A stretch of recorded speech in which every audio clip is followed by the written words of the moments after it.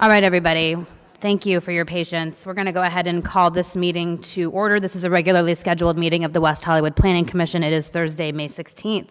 I'm going to call someone sitting on the aisle, one Ms. Kathy Blavis, if you don't mind leading us in the Pledge of Allegiance this evening.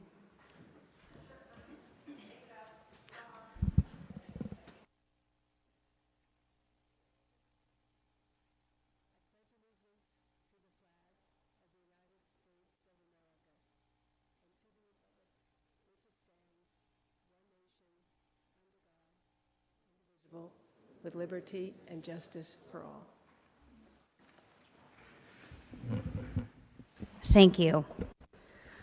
David, would you do a roll call for us, please? Good evening. Tonight we have Commissioner Erickson absent, so the voting record will reflect that. Commissioner Hoopengarner? Present. Commissioner Buckner? Present. Commissioner Bass? Here. Commissioner Elchel? Here. Vice Chair Carvalero? Here. Chair Jones? Here. And we have a quorum. Thank you. Item 4 is approval of the agenda. We've had a request to move item 11A, which is new business. It's a quick exemplary design discussion up to the first item. This is so we can not hold yet another staff member hostage this evening. With all due respect to members of our community who did come out to speak tonight, I don't think it will take terribly long, but I would like to request that we move that up if all are amenable. I would move so.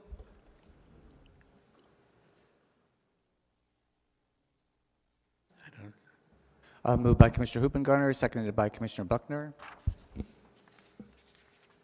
My screen doesn't know. There you go.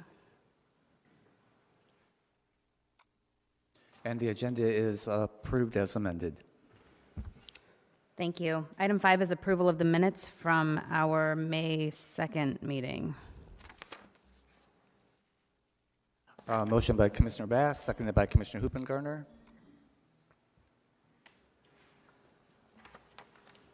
Let me make sure these are.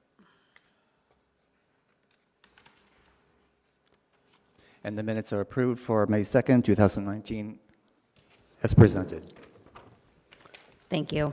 Item 6 is public comment. David, do we have any public speakers at this time? We do. Our first public speaker will be Stephanie Harker. Great. Stephanie Harker, followed by Lynn Russell, followed by Steve Martin. Again, you probably know the drill. We have some regulars here this evening. Welcome. But we'll just ask that you please state your name and city of residence for the record when you come up to speak. You'll have 3 minutes. Thank you.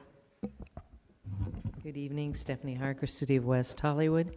First off, I know that you're not supposed to suggest things that haven't been agendized, but I would hope that you might adjourn in memory of I.M. Pei, who passed away at the age of 102.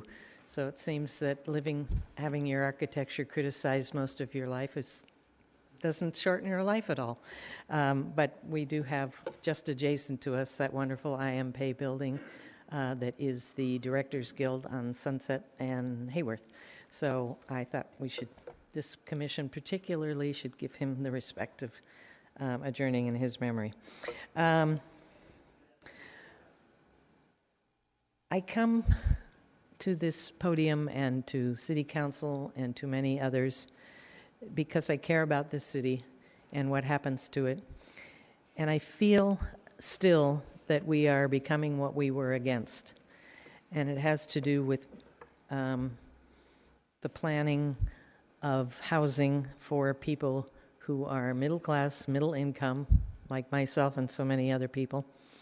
And we were founded on the Coalition for Economic Survival. We are slowly losing that ability to survive in West Hollywood. Many times people are Ellised out and there's no place for them to go where they can afford. They have to leave West Hollywood. So I hope as we go forward, we can work on a new plan of some kind with the community, the staff, the commissioners, the council, everyone getting together and figuring out a way. I mean, we like to pretend we're smarter than the average bear, that we're more inclusive, that we're more progressive. But when you see building after building going up, when they've torn down rent-stabilized units, as was done on Norton not too long ago, and when that beautiful new building opens up, the one-bedroom apartments rent for $4,200. So that means pretty much anybody who was living there can't live there anymore. And I see it more and more. The rents have gone up in the new buildings, which are now forcing the rents up in the older buildings. And I think we somehow need to incentivize people to keep our multifamily dwellings, not necessarily historically, but somehow incentivize the new developers to, if they're going to take it, to restore that building instead of losing housing for whatever project it is, up to and including a school playground that went in at the school, and we didn't get any housing units to replace that. So that's all. I'm looking for a new plan. How about you? Thank you. Lynn Russell, followed by Steve Martin.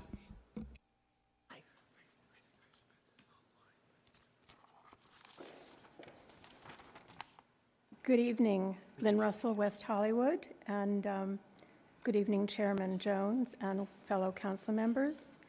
I wanted to share some thoughts with you from Santosh, a notable architect in Mumbai that became an Instagram pal after I noticed a poem he had written, and I requested permission to quote it during a recent appeal here in West Hollywood of a colonial cottage at 1257 North Sweetser. Mumbai has its own collection of colonial cottages that are equally imperiled, and incidentally, Santosh has been published just recently regarding his concept to rejuvenate Notre Dame in Paris. A world away in Mumbai, and here in West Hollywood, we focused on important concerns regarding accuracy, thoroughness, and well-articulated procedures to benefit the decision makers as well as the general public as we all arrive at the intersection of planning and historic preservation. As Santosh writes, walking down Pali Hill, I came across this charming bungalow in a dilapidated condition, a quaint colonial bungalow sitting serenely in the midst of the chaotic hustle of an exploding metropolis. With numerous boards of litigations on it, it's an irony that these litigations have given it a lease of life. And he continues, stone stands still, hard against the changes around it, but one day, too, it shall fall, for nothing is harder and colder than the human will. Thank you very much. Thank you. Steve Martin. Steve Martin, West Hollywood. I won't be as poetic as Lynn Russell. I do want to remind people that we have an item on the ballot, Prop EE, and it's so important that that our schools have the money to be as good as schools as they can possibly be. I'm a family law attorney, and I work with my clients all the time for them trying to find good, decent schools for their kids, and whether it's charters or magnets, and so often people can't live in the areas covered by LA Unified, including West Hollywood. They move out to the suburbs, whether it's Santa Clarita or Calabasas, the South Bay, because the schools are just far superior. And I know we're working on economic engines, transportation is one of them, but education and LA Unified is holding our area back. And we really need to get behind Prop EE to make our schools as good as they can be. I would also, when I look up here, I see some really good friends and a lot of talent, because it's been great watching you guys lately. There's going to be an item on Monday considering having all of the appointments for boards and commissions appointed at large. Now, I know there are some at larges up there, but the fact of the matter is the diversity of opinion is very important, and I think direct appointments actually make our boards and commissions stronger. Every city council member should have a voice because they were elected. When I was on city council, and before that, the city was very factionalized. And on boards where they were at large, minority council members were generally excluded, and it was not good for the city. Then, lastly, I want to congratulate the city. The city council belatedly took a position against SB 50. I think tonight, as we see what's going on here on Fountain, we don't need any more incentives to see the demolition of rent-controlled housing. So I know West Hollywood's getting into the fight late in opposing SB 50 and protecting our neighborhoods, but better late than never. So anyway, thank you very much. Thank you. Item 7 is the director's report.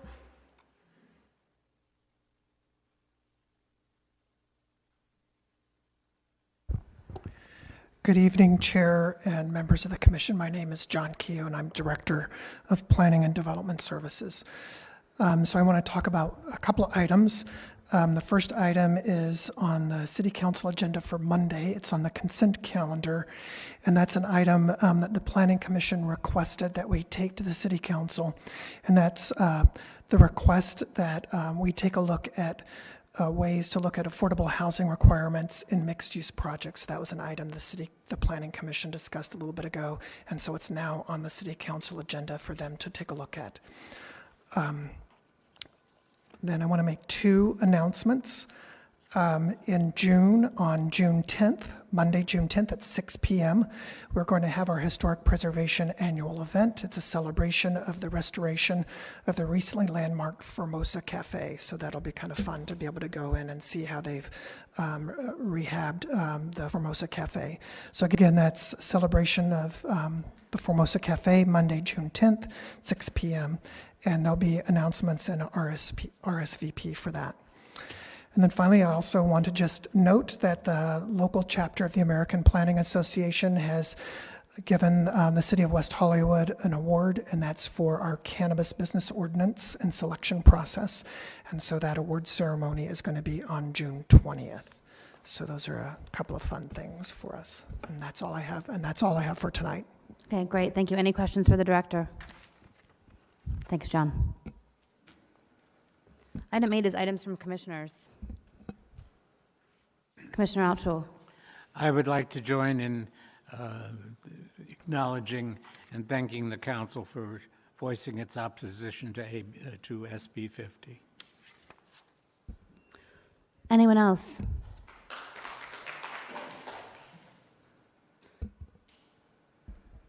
All right. I have something I'd like to say. First, I'd like to extend my most heartfelt congratulations to fellow Commissioner John Erickson, who's actually not here this evening because he's graduating with his PhD. So it's a huge undertaking. I think he's been working on it pretty much the entire time that I've known him, which is a number of years. In his absence, I would just like to extend my congratulations to him and look forward to seeing him at our next meeting. I also, to one of our public speakers' comments, great minds think alike, because I also would like to adjourn tonight's meeting in memoriam for I.M. Pei. So if our secretary could note that, it would be much appreciated. Do we have any other comments at this time? Go ahead, Commissioner Hubengarner. Yes, this evening we're going to be reviewing a project that explicitly addresses an issue that was brought up many, many months ago to staff about the opportunity for us to amend our zone text to address an opportunity given in, and I'm going to always remember this number wrong, state code 65915, that gives us the opportunity to require replacement of rent-stabilized units and affordable units. And it gives us the opportunity to actually require that they be replaced as affordable units. But it requires a decision by our city. And tonight will be an example of a discussion around that issue and a potential loss of 5 units that could have been addressed if we had addressed that issue as both this Planning Commission and as a City Council and amended our code accordingly.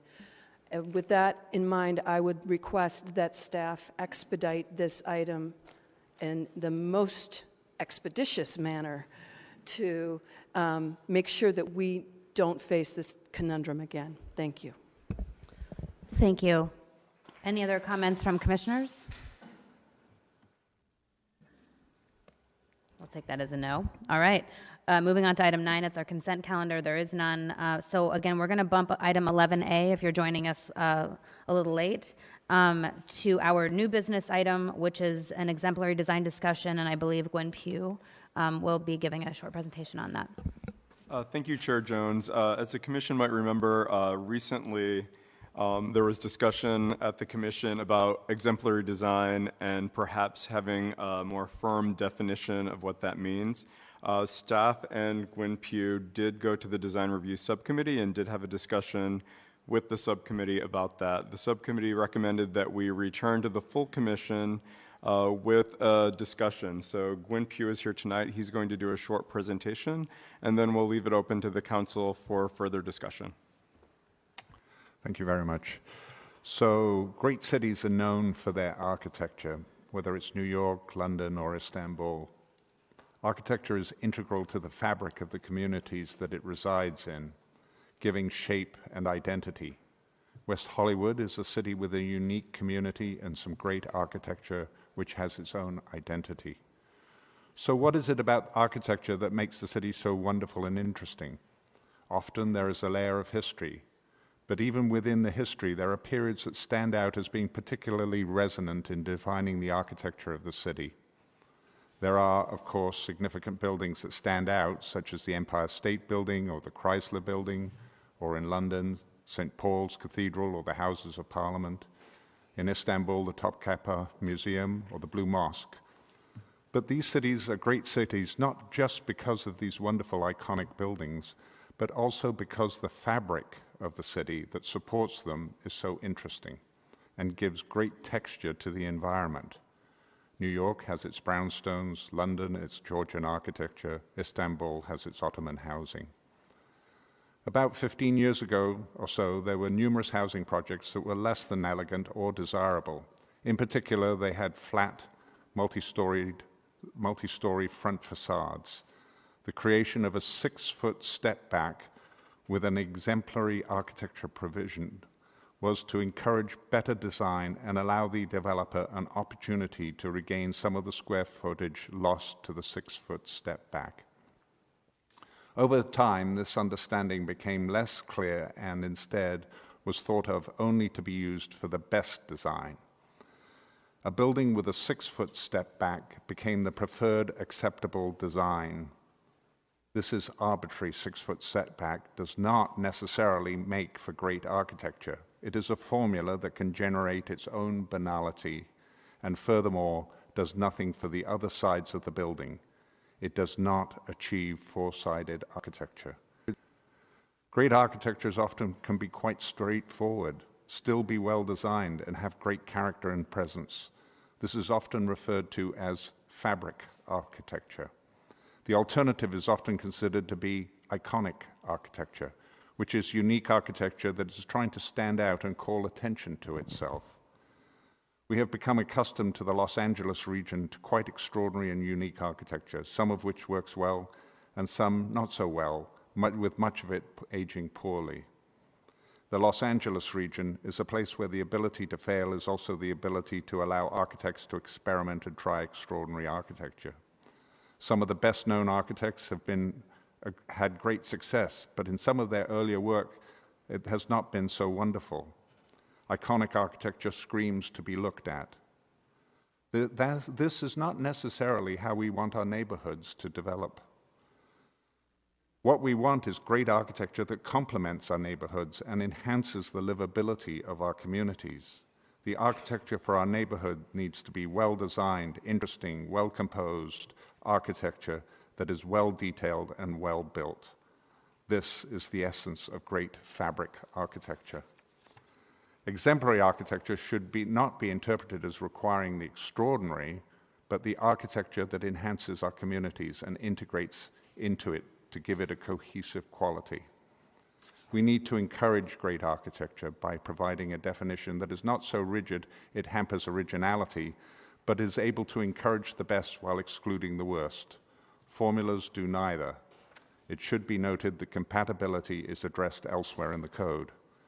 To that end, we believe that the following definition of what the director may waive or modify for the 6-foot step back should be as follows. And I will note that in the design review subcommittee, we decided not to use a specific definition, but really to have a discussion about what exemplary is and what it means and how it understands. Nevertheless, Exemplary design shall mean that the project uses elements of composition such as symmetry, rhythm, hierarchy, proportion, texture, massing, or volume that results in a building that is well designed on all facades and includes materials that are appropriate to the design.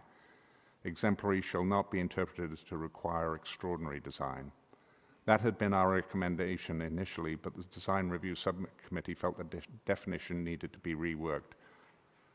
Need not be reworked, but the Planning Commission should consider revising how it thinks about exemplary. So I have a very short little presentation for you to take a look at. And I'm going to start out with the idea of sort of the urbanist aspect of things, which is context. What is appropriate in one place may not be in another. So, of course, in Chinatown, this is exemplary architecture, but I'm not sure that you would want it in one of your neighborhoods. Or some building like this, which is a wonderful historic building, but again, may not be appropriate. And I'd hate to see a modern design in this row of painted ladies, which is this is a wonderful fabric of the city of San Francisco. So the iconic versus the fabric. Fabric buildings respect and follow existing patterns and conditions, whereas icons go against the patterns of the surrounding environment to design a form that stands out. So for instance, this in Mexico City, you can see that there are a lot of fabric buildings that are these large, tall buildings, but there really is only one iconic building in that, which draws your eye to it immediately. So this is what an iconic building might look like, and I'm not sure that we want something as drastic as that in our neighborhoods. Whereas this is a fabric building. It's a very contemporary building. It's a wonderful, interesting, exciting, and provocative building, but very much fits into the quality of the neighborhood and its surroundings. It takes up the spring line and the levels and the massing of the punched openings and sits gracefully in its particular context. So what's the code done? Well, I don't know whether this is such a wonderful building, and this has the 6-foot step back, and this is a building that has gone through the process, and I'm not sure that this is exactly what we want to be encouraging. This does the same thing, maybe a little less drastically, but something like this could be a fabric building too, and I think is a wonderful building that sits within the neighborhood. Or something like this that does not have the step back, and nor would it be effective if it had the step back.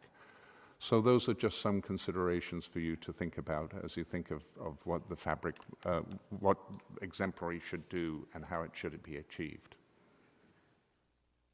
Thank you. Do we have any questions for Mr. Pugh from the commission? Go ahead.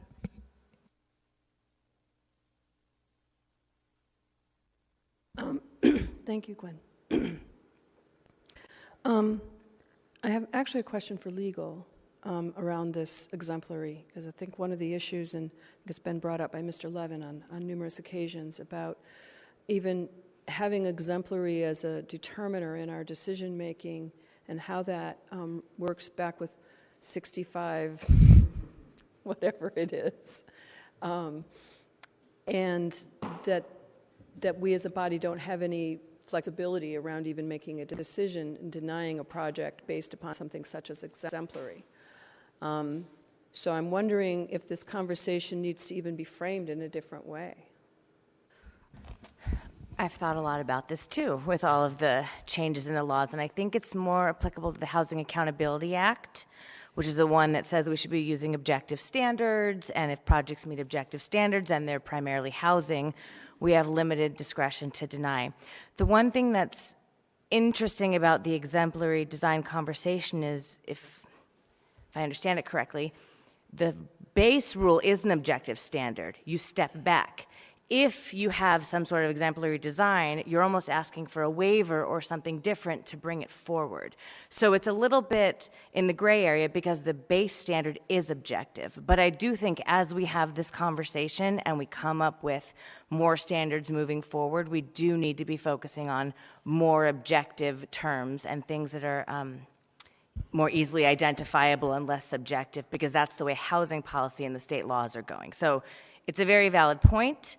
and something that we should keep in mind as we move this conversation forward through the process. And my other question then is for Gwen, and I know this has come up before as well, that, for example, Beverly Hills has worked to create a formula, but I know you said, no formulas, but as a way to create an objective standard to to achieve the articulation, the modulation, the variation that we seem to keep talking about. And I'm wondering, how do we get there in an objective way while still keeping that variability and allowing architects to have that, be creative, while preventing those who fail to be creative from subjecting us to said failure? Well, I'm not sure I have all the answers for you, but what concerns me about places like Beverly Hills and other communities is that they become very prescriptive in nature and don't allow for the creative elements to flourish, if you like. So I think that one of the things that happens here is that 6-foot setback is a very objective standard. And I think it can be used as a means of, if you like, persuading developers to step up their game so that they get the benefit of doing that, just as we do with other items, like add an additional floor if there's affordable housing, or there's some green points that allow you to make changes to the objective standards. So I think that you can use the exemplary is a good means of trying to get developers to go beyond the limitations of just the standard objective code, and that sort of enhances your environment and gives you that flexibility. Commissioner Caballero. Great. So in the design review subcommittee meeting that we're talking about, we discussed not changing anything and leaving it as it is until the architecture studio comes into play, and That's then correct. having them potentially suggest a way of dealing with a modulation program or something similar that leaves it less objective or subjective than what we're suggesting here. Are you asking us to approve this language, or are we just recapping what we discussed? No, we're just recapping what we discussed, and we read the definition just to give people an idea of what the exemplary design could be defined as. But as you said, we're not looking to do any zone text amendment at this time. We would expect the design studio will work on this in the future to come up with code language that is objective enough to meet state laws and still accomplish the goal of good design that we're looking for. Okay, great. I think as architects, we know what we have our language. We know how it works, but it's very hard to say precisely what's good and what's not good. And it's sort of one of those things that when we see it, we know it, which is a very difficult place to be in something like this. So I think it's important to have strong objective standards that if people meet them, then they certainly can be approved under those circumstances. But it would be great to have something that's not just merely prescriptive, but also performative. Sure, but okay. I get what you're saying, but even if we did do a modulation formula, the architect always has the option to step out of that with your review. I mean, they do that all the time. We had a project coming here not long ago where they specifically avoided dealing with 3 elevations because they thought it wasn't necessary. Yet our code, states that we do want modulation on all 4 sides. So whether you feel it's restrictive from a design point of view, the architect always has the option to step out of that and bring their opinion to the table. So I just would like us to keep that in mind as we move this forward, that I think we do need to come up with something that is substantive so that we can deal with design in the future as the Housing Accountability Act takes more effect. Madam Chair? Yeah, I think that the reason we've asked you to do something to help us understand what we're supposed to be looking at when we call something exemplary.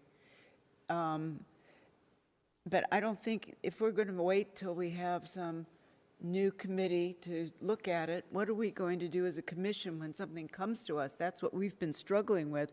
So something that we're looking at in our packet, an item, a project, and the staff report says it's exemplary, but we've found that the commissioners have had different views on that, and we've struggled with it. We want to have something that we can somehow agree, even though sometimes, like you said, Pew, is that it's really something, you know it when you see it, but we're being asked sometimes to call something exemplary when I don't think that we feel that it has met that level. So what are we going to be doing for the next year, let's say, while we're waiting for somebody to do this? Because we've been asking as a commission for more guidance.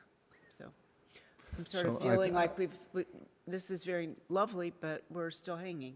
Right, and understood. But it also is, I think it's perhaps the understanding of the word itself, which is really as an example, not necessarily extraordinary. Extraordinary is a different word. It's not the word exemplar or exemplary, which is something that you would like to see reproduced within a neighborhood or within the community.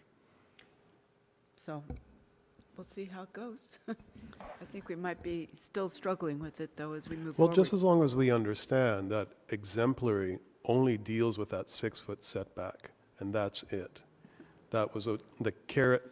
The title is the carrot that you dangle in front of the designer's eye, that makes them want to think a little bit more out of the box and create an elevation which is compelling, and therefore they avoid that 6-foot setback. So as long as we understand that as a commission and the public understands that, then there shouldn't be any confusion until, this design studio takes effect and we readdress the entire thing. At least I'm hoping that that's the case.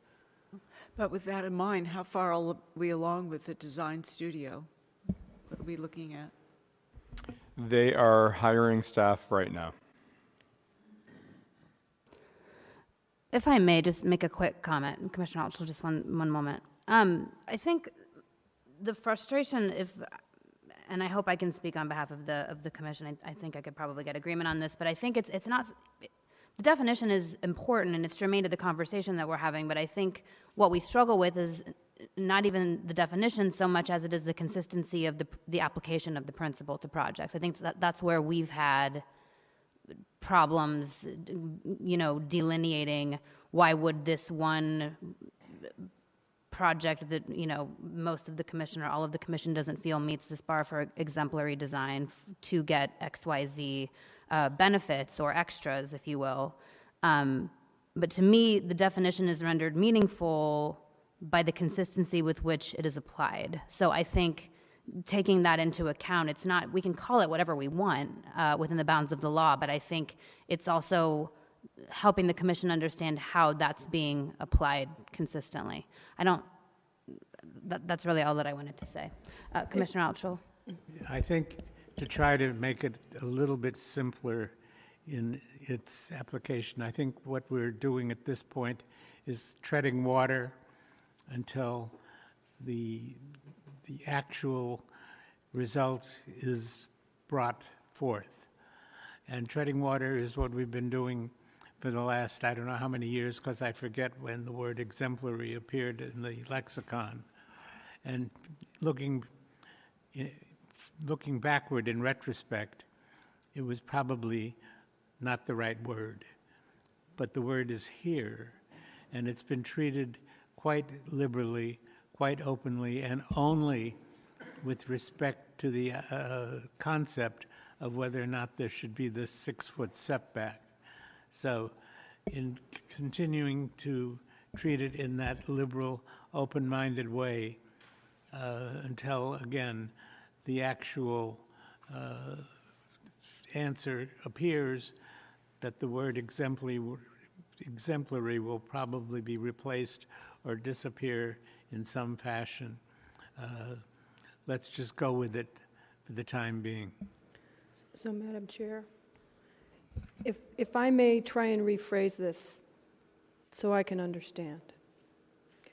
Back in the day, we were, long before I was here, and probably most of us were here, we were being subjected to a bunch of big square boxes.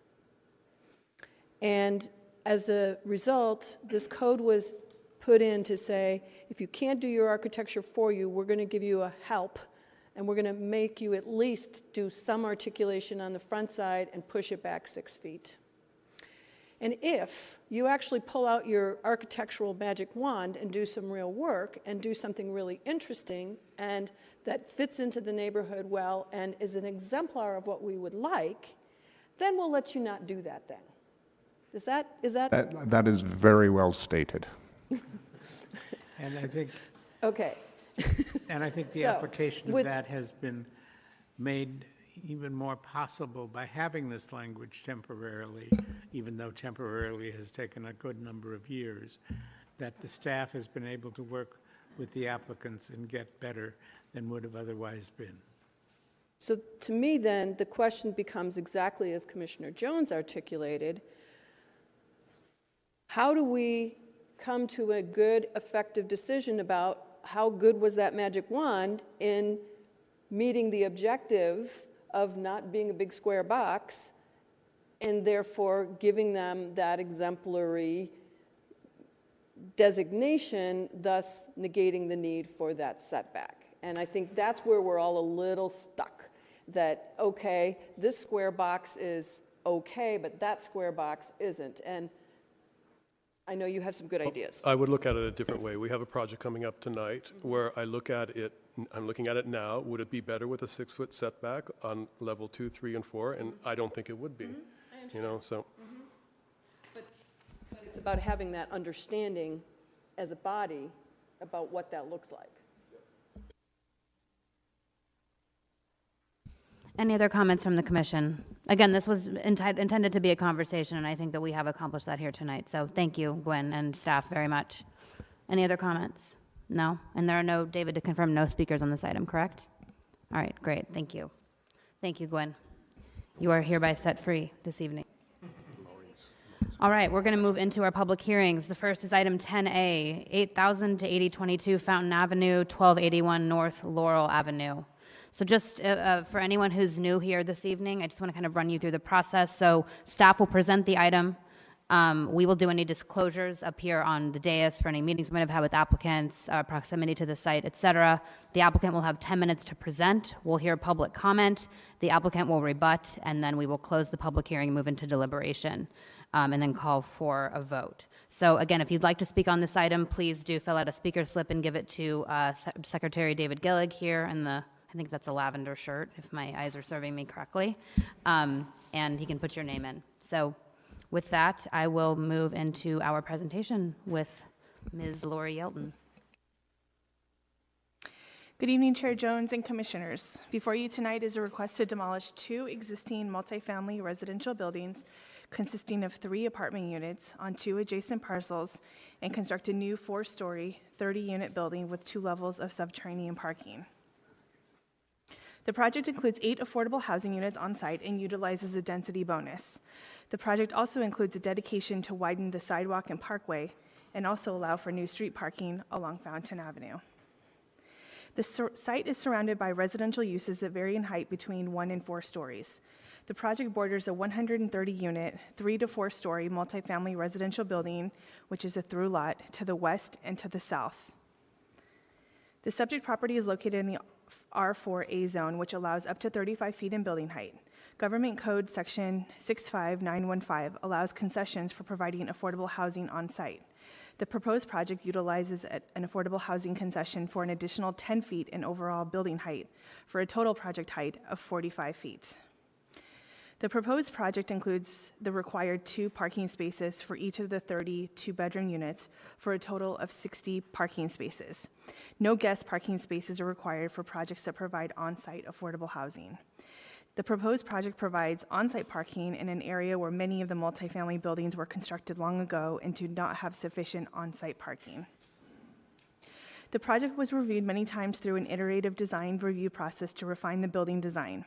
This included completely redesigning the project from its original project submittal, which was more block-shaped without much modulation along Fountain, to one that is better articulated and breaks up the Fountain Avenue elevation with a courtyard.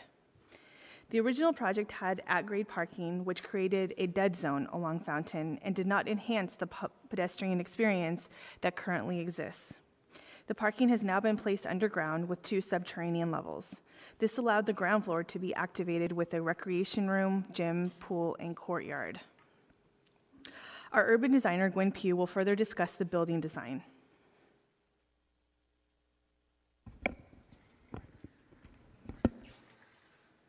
So I think that one of the things that happened with this project is that it changed considerably. And from an urbanistic standpoint, it had a very dead appearance along the primary street of Fountain.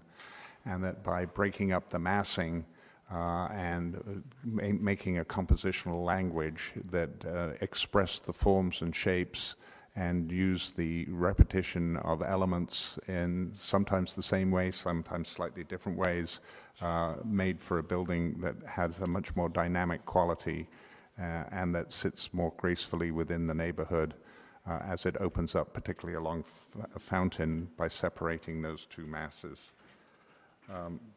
While the 2 separate blocks are each articulated in the same language, but in a manner that adjusts the articulation of the masses so that they relate to each other, but are not identical. The articulation is created by the use of materials, which consists primarily of fenestration, white stucco, and darker tile. And the varying heights of the building emphasize the massing and the qualities of each of the elements. Both Fountain and Laurel have active elevations at the ground floor, and all of this has helped create an active environment by having the exercise gym, pool area, manager's office, and recreation areas along the street that add to a dynamic quality. It has a cohesive design partie. The language is simple, but has been combined and recombined in a number of ways that allow for nice rhythms and compositions. As an example, the Fountain elevation employs wider balconies that are very shallow, Romeo and Juliet style, as well as projecting balconies that recess deeper within the form. So overall, the proposed project is well composed, well thought out, and addresses the street in an appropriate manner. There are other elements to look at here. This is certainly relative to the building that surrounds it. It breaks up the massing and adds interest and articulation along the street that would otherwise be missing.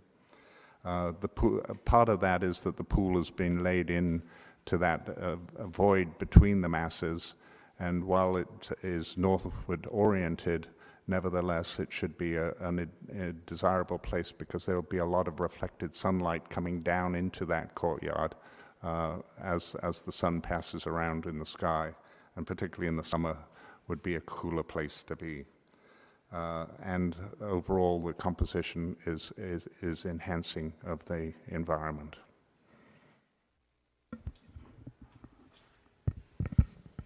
Thank you, Gwen. The project proposes on-site affordable housing units, which allows 3 concessions pursuant to Government Code Section 65915 for providing 35% affordable units, with 8 being affordable. Concessions can be a reduction of site development standards, a modification of zoning code requirements, or architectural design requirements. The affordable housing concessions requested are 1, to allow an additional floor from 3 stories to 4 stories, 2, to waive the 6-foot building setback on floors 2 through 4 at the front of the building along Laurel Avenue, and 3, to allow the front facade at street level to be occupiable unit space for a lobby and amenity areas instead of a residential unit. The front of the building along Laurel Avenue consists of a lobby area with tenant mailboxes that lead to an exercise room, as well as a manager's office at the corner of Laurel and Fountain Avenues. While these uses are active and will contribute to a residential feel for the street fronting facades, there are no units at the street level on the facade of the building. This configuration represents a more economically viable use of space, allocating the portions of the building adjacent to a busy intersection for community uses while allowing private units to be more secured interior portion of the site. In accordance with state law, the city must grant the requested concessions unless the city makes a finding based on substantial evidence that the concession does not result in identifiable and actual cost reductions to provide for the affordable housing. The concession would create a specific adverse impact to health, safety, the physical environment, or historic resources for which there is no feasible mitigation, or the concession is contrary to federal or state law. The project achieves 90 green building points and requests an incentive to allow the private open space be transferred to and provided as common open space area, provided that 50% of the units provide a minimum of 50 square feet of private open space. The property was not identified as eligible for listing on any West Hollywood Historic Resource Survey. The applicant hired a qualified consultant to prepare a Historic Resource Assessment, or HRA, in December 2017. The HRA analyzed both multifamily residential structures on both properties, and they were determined not to be historic. The buildings were evaluated under 8 criteria and sub-criteria for eligibility in the National Register of Historic Places, California Register of Historical Resources, and West Hollywood Register of Designated Cultural Resources, and they do not rise to the level of significance to merit these listings. Therefore, neither building is a historical resource, nor is it located within a historic district.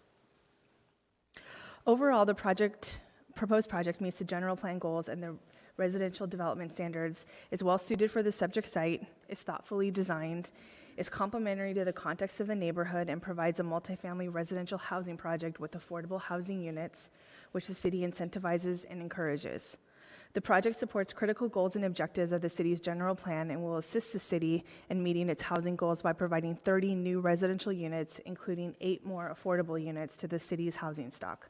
The project's residential use and architectural and urban design elements will enhance the streetscape and improve pedestrian activity along Fountain Avenue by dedicating 10 feet for new street parking, sidewalk, and a parkway. Due to these benefits and those outlined above, staff recommends approval of this project. I provided you earlier with some revised conditions, which are as follows. Condition 3.1 should be modified to include 6 very low-income units and 2 low-income units. Condition 4.10 can be removed as a project is a rental project and not a condo project.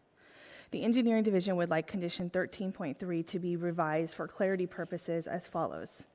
The project shall be configured to accommodate a 10-foot dedication for parkway and sidewalk along the Fountain Avenue frontage in order to be consistent with the property line, sidewalk, and curb line of the adjacent property to the west. Lastly, Public Works would like to add a new condition, 13.15, to read, the applicant shall submit a traffic signal improvement plan showing relocation of the traffic signal on the southwest corner of Fountain Avenue at Laurel Avenue. The relocation of the street light, fire hydrant, and other infrastructure shall be consistent with the new property line and shall be shown on the street and parkway improvement plan. The traffic signal improvement plan shall be prepared by a licensed civil or traffic engineer registered to practice in the state of California. The traffic signal improvement plan shall be submitted with the initial building and safety plan check submittal. That concludes my presentation. City staff and the project architect and the project landscape architect are available for any questions you may have. Thank you. Thank you, Lori. Questions for staff at this time? Commissioner Altschul? Lori, first of all, is there any condition in the resolution prohibiting the occupants from having guest parking for the public streets? I believe so. Let me get back to you on that. Okay, thank you. And secondly, the staff report cites that letters were sent to the current occupants, all of whom, and I think there are 13, are living presently in rent-stabilized units. You're proposing, the applicant is proposing, I think, a total of 8 rent stabilized affordable units under the current situation. Was there any attempt at personal outreach to the people that live there now who did not choose to disclose their income?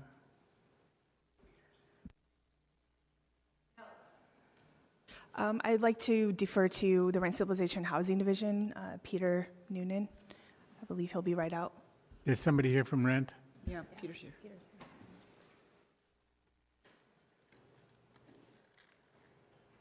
Oh, hello, Peter. Good evening. Pete Noonan, Rent Stabilization and Housing Manager. I want to clarify one point. This is a 30-unit rent-stabilized building that's being proposed this evening, brand new rent-stabilized units. As it's proposed, it has not been ELLISed. The ELLIS requirements under the ELLIS law, anything reconstructed on a site that is rent-stabilized, it's rebuilt as rentals within 5 years as rent-stabilized. You will see in your conditions of approval that the building approvals that you are considering this evening are good for only 5 years. Therefore, this approval will be a rent-stabilized building. So there is no net loss of rent-stabilized units on this site. What there is a loss of is the older units that do, admittedly, rent at a lower rate. Yes, there's a loss of affordable units. New units rent at a higher rate. Affordable units typically have an income qualifier in it, yes. And these are rent-stabilized units. It is, I think you could assume, some natural occurring affordability. When you do have the project come forward, the developer in the state law, the bonus, provides and requests the bonus and income verification. Now, the state law is vague on the collection of that information. It does not require a tenant to provide income. This project was coming forward when the law was being changed. As you recall, in 2016 and 17, there was new changes to the state law, and AB 2556 rewrote some of that language on how the one-for-one was calculated. Since this project, we have developed a planning application that requires the information to be disclosed in a letter that was similar to what we sent to each tenant at the property. This one time, we as staff sent that letter to the residents at the property. This was a courtesy. It's not something that we will be doing because it's not the city's role as the reviewer and the processor of this permit for your consideration. So in the future and in all other projects, the property owner that is submitting and requesting the density bonus will provide that information. However, tenants do not need to disclose their income. Since this project has come forward on the agenda, today we did have additional tenants disclose their income or tell us they didn't actually submit the forms, the form which has a signature required on it for proof of under penalty of perjury. That's an important aspect of it. We did the calculations. The calculations remain the same based on the information that we have. I know that's a little more information that you asked for, but I thought that it was important because there's been a number of questions that we've been Totally receiving important, today. and yes, it is more information, but it's very helpful information. And I now understand that it is not our responsibility to tell these people what their rights are, according to what the law is and what the code is and what the state says and what everybody else sees in writing.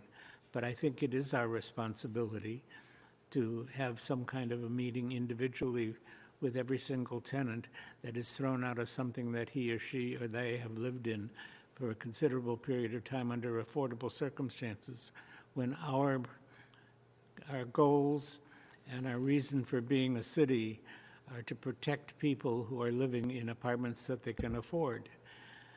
Yes, I understand it was not ELLISed, but I think there should be something considered to help people who are thrown out under these circumstances. And if they are of an income level,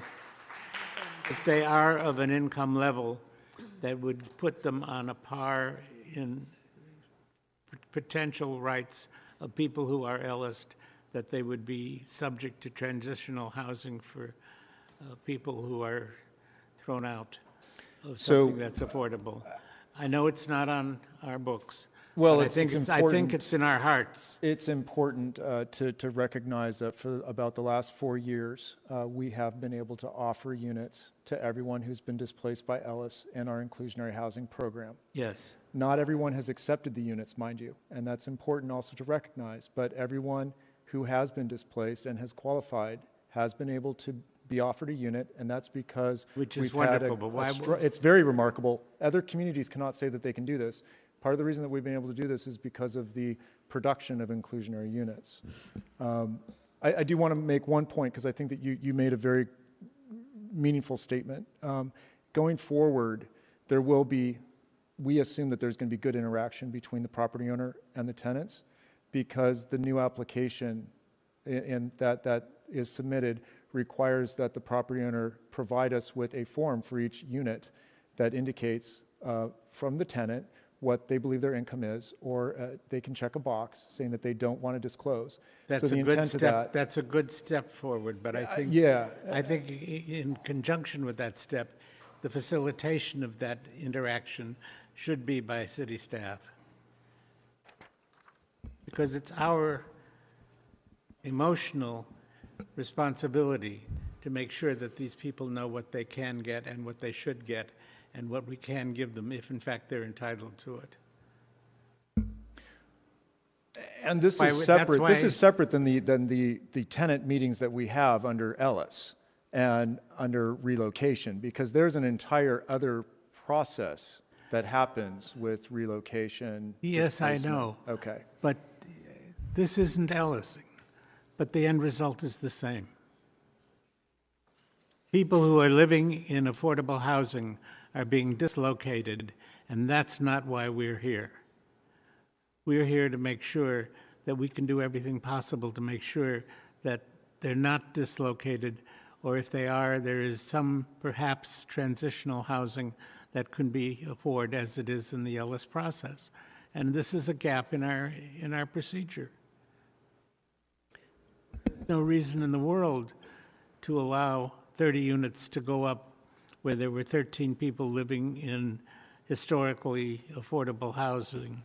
I would ask right now, I'm Eight. sorry to interrupt you, Commissioner Altschull, but I would ask that we limit this to questions of staff at this time. I don't, It's a rhetorical question. I have some questions, if I may. Commissioner Bass? So if this building is, so the permit would be for 5 years. Ellis requires if they build it in 5 years that they, that it be rent stabilized units that replace it. Is that, I understood that correctly? Yeah, the initial permit, Lori will correct me if I'm wrong, the initial permit's for 3 years, and there is an eligibility for 2 one-year extensions. You anticipated my next question is if there was an opportunity to extend it, and so I wanted to make sure that we had that. The next question on Ellis, is there a protection for folks that are Ellised out that if they want to come back to this particular property, that they could, or is, I know that there's a different process for that, but is there any protection? Yeah, no, Ellis, if you demolish the buildings, there's no right to return to that building under Ellis. Okay. However, in 2014, we changed the code to extend an allowance that we had on ownership units that allowed tenants or who had been displaced from the property to construct the building to return, to have first right of opportunity to buy the units. We extended that to rentals. And we've had the first property that fell under that code constructed, and we had some of those prior tenants return as new renters in that newly developed building. Okay. So Peter, sorry. I have one. I think these are for Lori. Currently on the property, how many of them are affordable housing units, or are they all market rate? My understanding is they're all market rate. If when somebody moves, they can move it to market rate. Is that correct? I think it's fairer to see these as market rate units because at vacancy, they do go to market. They are limited on subsequent rent increases under our rent stabilization ordinance. And so we've traditionally referred to units as rent stabilized units. They're fair. I think what's not fair is to recognize them as affordable units. There is a potential to have natural occurring affordability in rent stabilized stock. Yes. But at this point, we do not know, because in rent-stabilized buildings, there is no requirement and no means that the city collects information from people that live in the units on their income.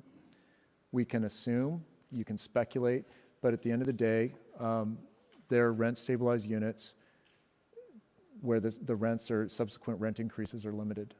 The reason I was getting to that is if we approve this and if this building is built, there will be, 8 units that we control what the rent is versus market rate. At current, we don't control any of whatever it's rented for, whatever they can get at market rate, they can do upon vacancy. That is correct. Okay, thank you. So, Peter, to be clear, and I'm glad you brought up the 2014 law that you have right of first refusal, if you will, to the new building. But to clarify, there's 2 units here that have been identified on your list that are 1 bedroom, very low income. And when they are evicted, under Ellis, they're gone. Under our code, they have the right of first refusal on these new units that are affordable. But these are 1 bedrooms that they're being evicted from. And these are 2 bedrooms that this building only has 2 bedrooms. So will those people qualify for a 2-bedroom under our existing ordinance, or will they be precluded from being even available to rent these units because they came from a 1-bedroom? Yeah, and so under the inclusionary program, a 1-person household wouldn't qualify for a 2-bedroom unit. However, if a 1-person household had the need of a caregiver, that would qualify them, or if that 1-person household had a partner, domestic partner or other partner, or family members, then they would qualify for the 2-bedroom unit or a roommate. But to be clear, they would not be eligible for these in any other way. Would they be eligible for these As a units? single individual, they wouldn't be eligible for the units. That's correct. And I think that it's meaningful to point out that the affordability in the building is 35% affordability, and they would actually be able to provide the affordable units as 1 bedroom, 650 square feet. So they could actually take advantage of deviating on all of the affordable units in the building because they're providing more than 30%. So they haven't done that. The building is proposed at 2-bedroom units all, and with the affordable units being like and equal to the existing market rate units. However, they could have the option to have designed the building with 1-bedroom, 650 square foot units. Thank you. Yes, I have a quick question. So in this building, they can't come back later with a tract map and ask to be divided into condos like we've had situations here before a commission? They can. They can? Yes. Of course they can. Okay. The other question I have, and this is something I raised last time when we had a situation like this, under the state law, the city must grant the requested concessions unless we can make a finding based on substantial evidence, and those are very significant words. And it's item number 1 that really throws me. The concession does not result in identifiable and actual cost reductions to provide for the affordable housing. How do we know? On whose word are we taking this? I believe the onus is on the city to provide that, is it not? There's no objective evidence that we have. So this project was subject to our new application requirements where we ask them to explain why they need certain, if there's any sort of nexus, I'll have to find the exact language between the concession they've requested and some sort of cost reductions that sort of pay them back for providing the unit. It's not we don't require financial pro formas, but some sort of nexus. And the argument that they've made here is that Lori can probably articulate this better, it's by putting, let's see, what they've asked for is to use the first floor for other uses rather than habitable units. And they make the argument that that reduces their costs because the units would be much less valuable if they were on a busy corner versus being pushed to the back of the building and using the front of the building for other types of area and other types of uses of the off, you can tell me what's on the front floor probably better than I could. It's a manager's office, a lobby that has mailboxes that leads to a exercise room at the ground level along Laurel. So you can ask the applicant when they come up to better articulate, how they think it reduces their costs, but that is what we rely on, is the applicant's statement. It can be a narrative form. We put that in the ordinance. It doesn't have to be financial pro formas of how they think it helps reduces their costs and pays them back, and that's the evidence we rely on to approve the concession. My issue is that we as a commission are being asked to make these findings. And I don't see anything specifically in this staff report that... It's the opposite. You could only deny it if you make that finding. You're not being asked to approve it affirmatively. Okay. You can only deny it if there's evidence, the record, that it doesn't help them with affordable housing costs. That's helpful. Thank you.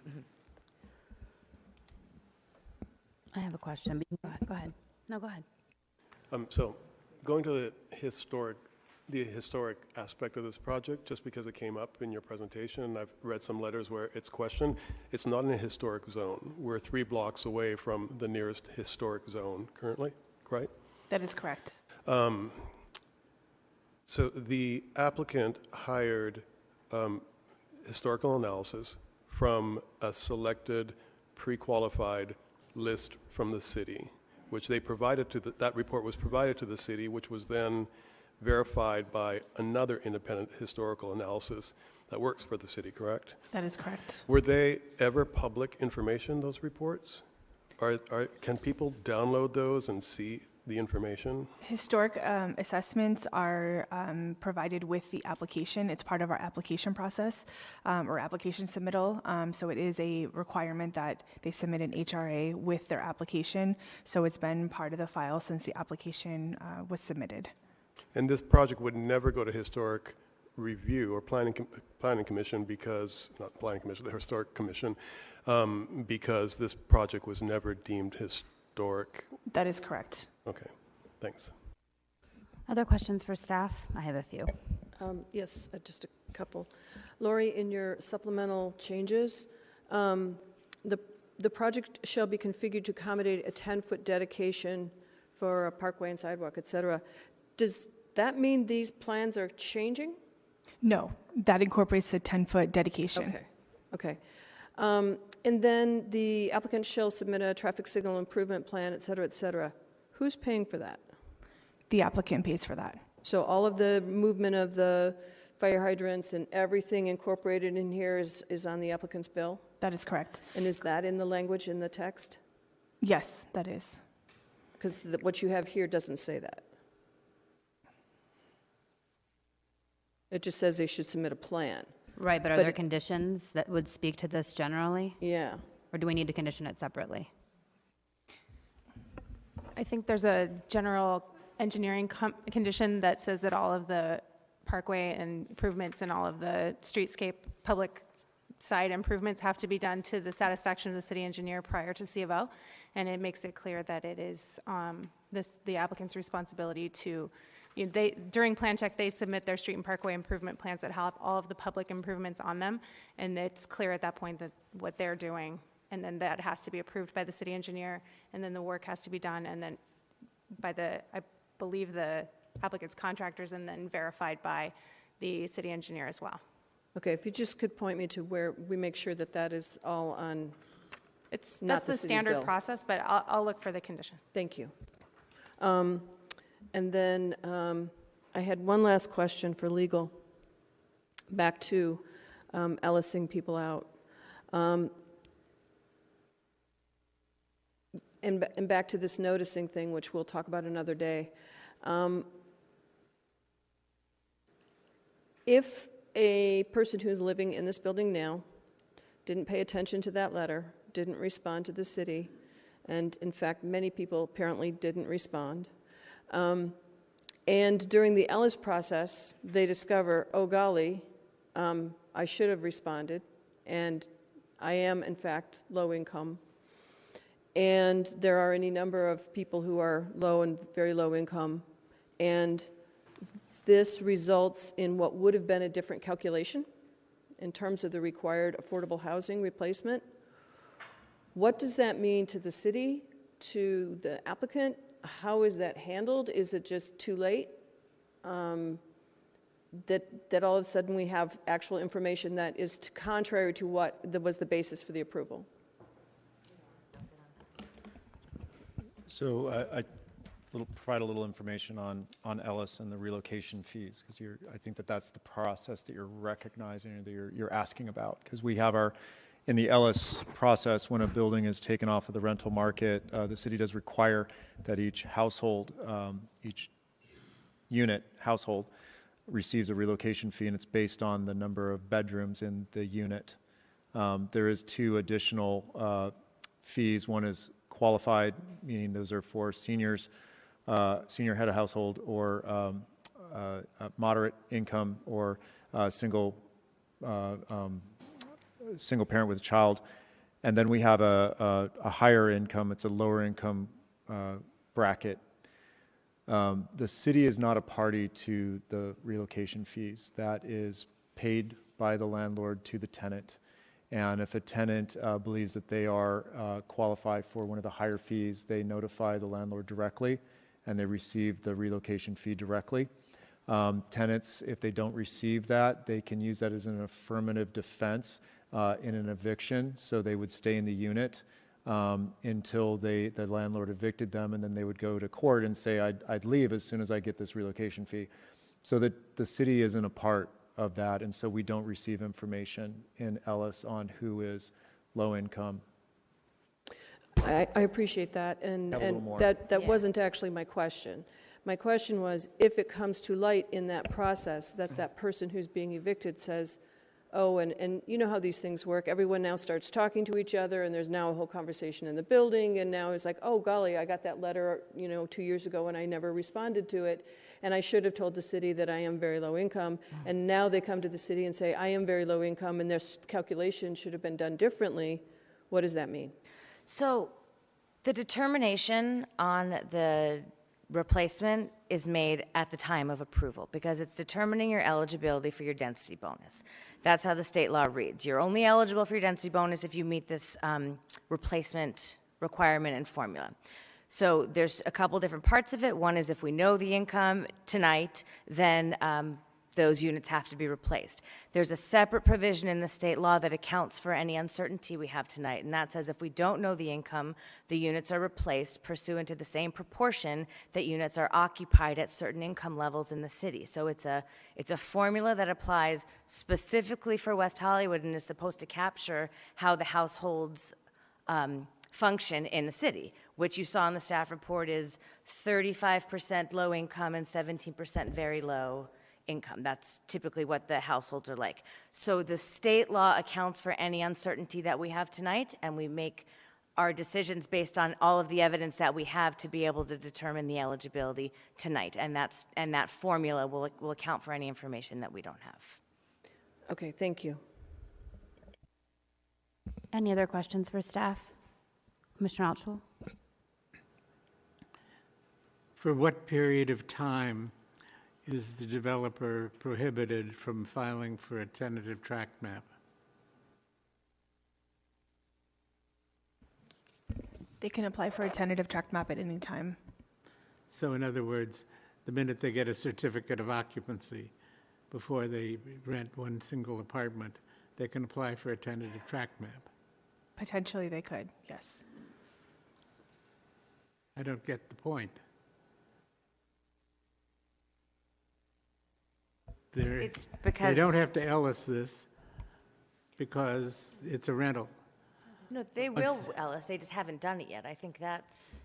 That was one of the questions I had. This building is going to be subject to the Ellis Act, correct? You'll notice your condition 3.7 specifically addresses that. That it is going to be Ellis. It will be Ellis, absolutely. There's no demolition permits that can be possibly issued on this before the building is Ellis. Oh, I thought previously you said this is not equivalent to an Ellis situation. I did too. That's why I wanted to confirm that this is indeed subject to the Ellis Act, correct? I apologize if that came across that this wasn't subject to Ellis, because this is clearly subject to Ellis. It has not been Ellis'd yet, but it will be. Has not been Ellis okay, yet. That's what I wanted to no, confirm. It has not. So the people who are being asked to relocate are still in their apartments? I believe so. You have audience. And they do not have to leave their apartments until that Ellis is filed. All and of the Ellis requirements are met? That's exactly correct. Okay. And there are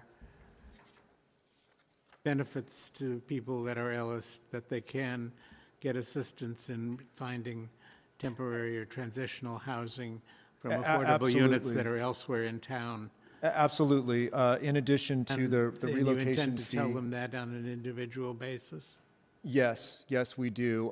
We can, the rent program staff hold tenant meetings. We do one-on-ones.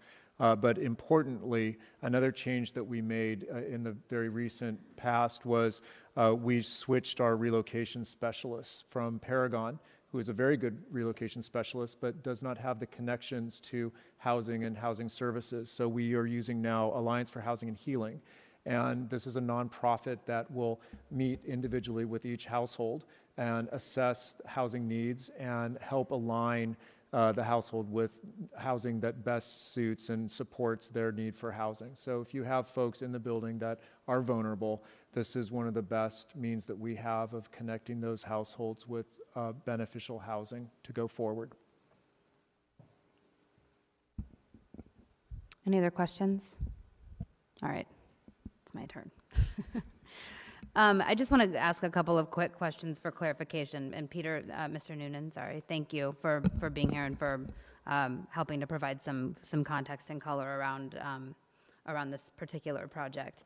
I just want to ask for public benefit. This is currently slated to be a building that consists of rental units, correct? And they are not applying for a tract map as per what we are seeing tonight.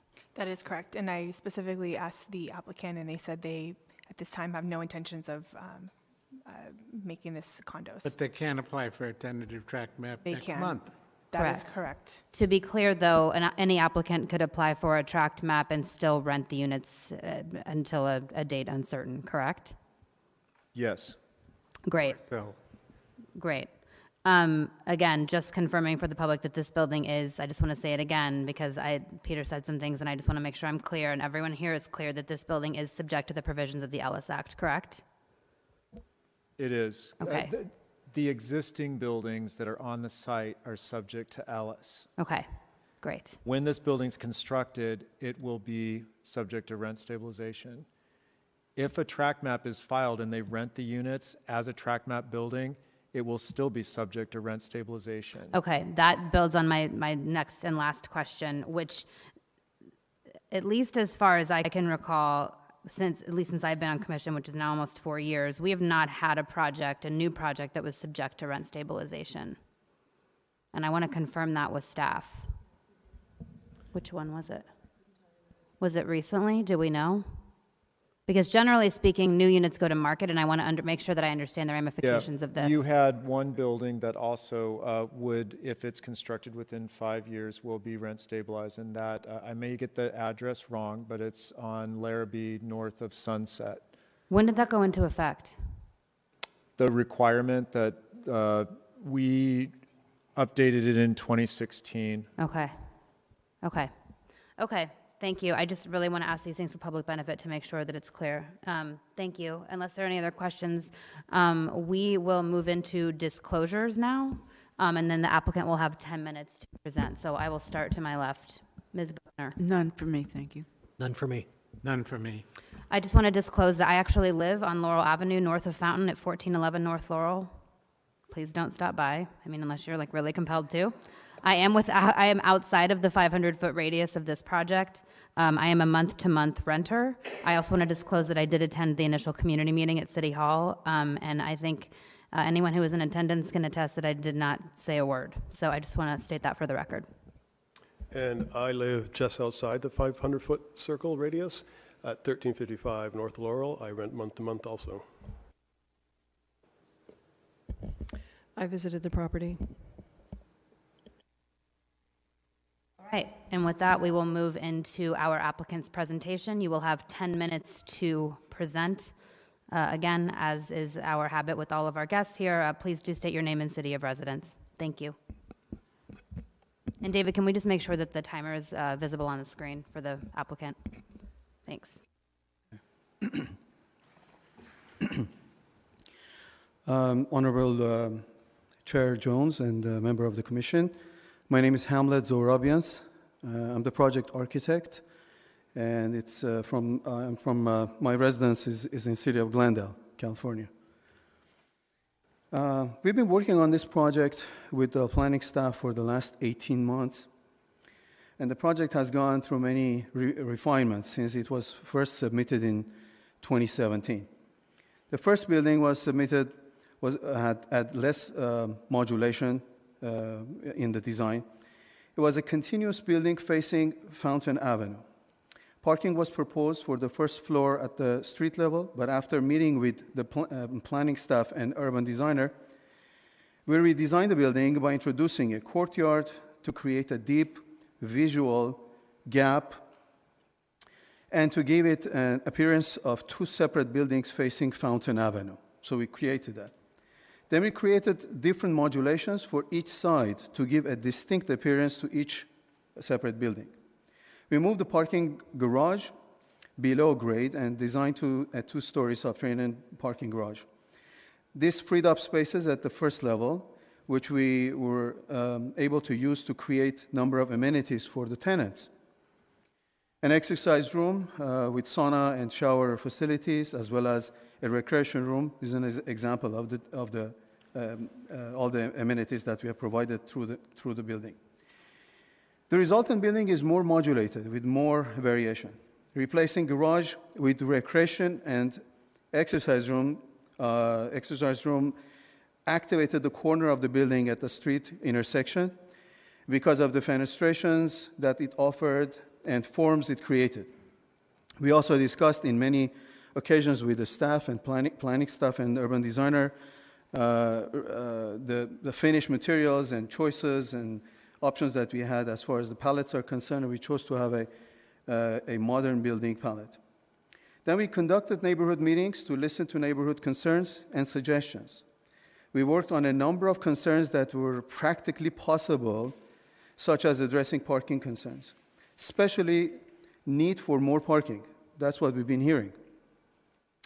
We have incorporated all zoning required number of parking for the future tenants and their guests within the subterranean parking garage. Further, because of the 10-foot dedication on Fountain Avenue, 9 parallel street parking became available. So we've created that as far as that improvement, off-site improvement that was prompted by the 10-foot dedication. And we created those 9 parallel street parkings where there were no existing parallel parking on the Fountain side. A 4-foot strip of parkway will also be provided with street trees in accordance with the city standards. And additionally, we have incorporated electrical vehicle ready parking in the garage and bicycle parking at the street level. We've gone above and beyond meeting with the neighbors and hearing their concerns. We have had 2 design review subcommittee meetings, 1 neighborhood meeting, individual meetings with neighbors that we sat down and discussed the project and the concerns to listen to their concerns. And we have had 8 to 10 meetings with the staff and the urban designer to fine-tune our design. This project was ready to be scheduled for Planning Commission hearing last year, but we voluntarily chose to meet with Ms. Lynn Russell at the Community Development Office regarding the building style. That was her concern. For the next 2 months after that meeting, our office has been working on different alternatives to contemporary modern design. We then submitted our alternatives to planning staff and urban designer, and there were discussions was happening. But after a comprehensive review, planning staff and urban designer believed this building to be of good quality and design as presented here this evening. It is a known fact that the city of West Hollywood is in need of housing stock, and this project is replacing 13 units, as we were hearing in the discussions, with 30 apartment units, which with a net gain of 17 new units, which is desperately needed in the city. At the same time, it provides for 8 affordable units. Lastly, I just want to make a comment because my landscape architect, Mr. Larry Tyson, was supposed to be here to be available to answer any questions as far as landscaping is concerned. But he, a couple of hours before the meeting, he called me and he said that he's sick and he cannot participate. So, but at the same time, I'll be available for any questions that you might have. And I just want to conclude it here for the interest of time. And if any questions we can entertain, I'll be able to answer fully. Great, thank you. Thank you. Any questions for the applicant at this time? Go ahead, Commissioner, and please limit this to questions of the applicant. In your original proposal with a single bar scheme that faced Fountain, Yes. where was the open space? Where was what? I'm sorry. Where was your open space, your communal space? Was it all the open space was in the rear of the building, which would be, I would say, on the south side, where between the building next door in the rear side. So on the west end of the bar. Yeah. Yes. So it was a setback, and it still faced Fountain. Yeah, we had the 15-feet setback, and then we had the common area designed in that area there specifically. Okay. And then because of first floor parking area, we had more space to do it that way. Once we lost the parking, and then it necessitates for our increase in the size of the parking below grade, that option kind of disappeared. Okay. Any other questions for the applicant at this time? Commissioner Hoopengarner? Hi, I have a couple of quick questions. I'm trying to, from your renderings and the elevations, I'm looking at, in particular, A4.1 and A5.3, in particular relating to that courtyard and how it relates to the street. And it's a little hard to tell because in one you've got this shadowed car parked in front of it, so showing the street parking, but and then I see some trees, but then on your renderings on page A5.3, I see a bunch of what look to be panels. And so I'm trying to understand how that courtyard relates to the sidewalk and the street. Yeah, we definitely we didn't want to have a solid wall there because that would not be nice. So we've designed, and in actually A4.1, there is a painted metal grille panel detail, if you would. That just shows it's a very randomly designed with different random sizes. So we didn't want to just, put something there that is completely visible. At the same time, we want to have, an interesting fence there. So this is sort of providing a security fence, but at the same time, it gives the glimpse of what is the use that is behind it. So the courtyard would remain as a kind of a live space, but it was very limited as far as how would you would see. And also that helps the noise generated from a busy intersection from there. And in front of that, we're going to have some landscaping and hedge in front of that. That's how it relates. And I think that there right now it shows there that okay. And then can you speak about the permeable materials that you're going to use? Because in looking at A2.1 on your first floor site plan, and then comparing it to the permeability plan on A2.8,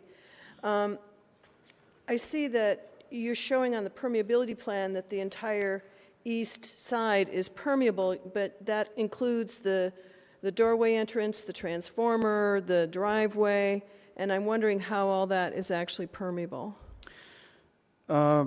Any walkway, which was very limited to the entry when you're coming in, and also the driveway portion of it, because the very fact that this 15 feet front setback is directly on ground. So we have an opportunity of making it permeable. With exception of the transformer, box itself, the rest of it is all 100% permeable. So because the walkways will be interlocking pavers sitting on sand, which that makes it permeable. And also... And the driveway too? I'm sorry? The driveway too? is Driveway too, On yes. sand? Yes. Okay. Yes, interlocking. And that's for the first 15 feet, or no, it's not 15 feet, actually 17.4, the front setback, whatever we have. Then after that, it's not going to be permeable, obviously, because that's where my garage comes building. all the way to that point. Okay.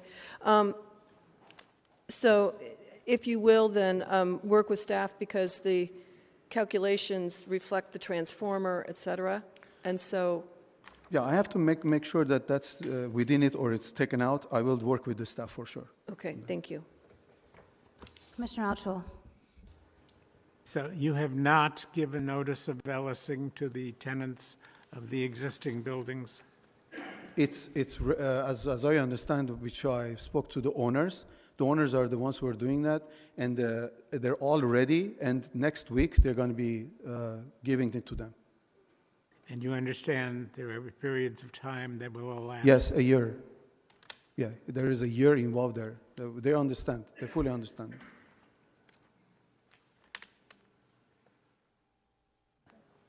I'm through. Commissioner Caballero.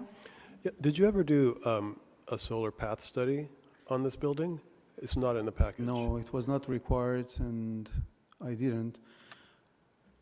I haven't done any solar. Okay. We were just basically looking at the building itself, the effects of it that it would have on the other properties next door as far as the height is concerned, but no studies as such. If you make a condition, we'll be happy to work with the staff as far as that is concerned.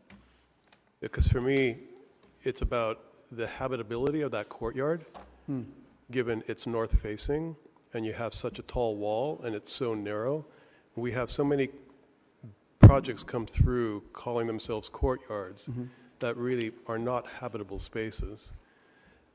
So that's why I asked the question, because I question whether that space really is habitable facing Fountain, one of the busiest streets that, there was a rumor that at one point you said, always take Fountain in West Hollywood. I always tell people, never take Fountain in West Hollywood any longer because it's just so congested. To expect people to be spending time there along such a busy street makes me question the habitability of that space. It's a legitimate concern, and we have addressed it as much as we can. Obviously, inherently, this project is right at the corner of a busy intersection, and we've tried to take any kind of measure possible to alleviate that situation. But I just want to also state that we actually, as far as open space are concerned, since most of our roof area, which is about 50%, most of the 50% of the roof area, we've already created extra open spaces. We are exceeding minimum open space that is required for this project, as far as that is concerned. Okay. So there will be available parking. The only thing would be, the difference would be the swimming pool, where we don't have a swimming pool on top of the roof. But there will be also amenities on top of the roof, open space and landscape, that tenants can be enjoying, so. Okay, thank you. Yeah. Any other questions for the applicant at this time? No? All right, then thank you very much. We will move into public comment now, which will be followed by the applicant's rebuttal. David, how many public speakers do we have right now? I'm showing 4. That's correct. Okay. So when you come up to the podium, please do state your name and city of residence. I'm going to go ahead and let each person speak for 3 minutes. We don't have a ton of speakers. If you do want to speak on this item and have not yet done so, please do fill out a speaker slip and give it to Mr. Gillig here. So with that, I will call up to the podium Susan Droughton. If I'm saying your name incorrectly, please correct me when you come up, followed by Lynn Russell. Hi, I'm Susan Droughton. I'm in the city of West Hollywood, and I do reside in the building. Sorry, can you just speak into the mic? Just pull it down. Thank you. At 8010 Fountain Avenue, where I've lived with my family going on a decade now. Along with my neighbors in the other 12 units, I may be displaced by this proposed demolition. And for the record, as we all now know, we have not yet been ellised, and I have not been offered any right of first refusal. I did send back that form, but I opted to not give financials, and I think I'm either low or moderate, just for the record. My daughter likes these big, fresh units. She's seen pop up around here recently. She wouldn't mind living in one. I understand they're building the future of our city, and I want to keep it shining on the curb. I would like to see each building rise to flourish with a diverse mix reflecting inclusivity to all. And let's not just lose our artistic vibe. That's the key to our city. Each future key needs to strive to let it grow. And I did look up some things about WeHo code. I'm not really a law person, but I read WeHo code 19.50.060 in relation to demolition permit issuance. And I'm not sure if this meets all the requirements because items C and D state that for C, in the event the building to be demolished contains registered rental units, the tenant notice and relocation requirements of the rent stabilization ordinance have been met to the Director of Rent Stabilization. I don't know if that includes us or if it just means at your desk. And D, in the event the building to be demolished contains rental housing, the applicant has offered the right of first refusal to occupy any replacement housing to be constructed on the site to tenants displaced by the demolition provided. However, the occupancy of inclusionary units shall be governed by provisions of Chapter 19.22 of the Affordable Housing Requirements and Incentives. Thank you. Thank you. Lynn Russell, followed by Stephanie Harker. Good evening again, Lynn Russell.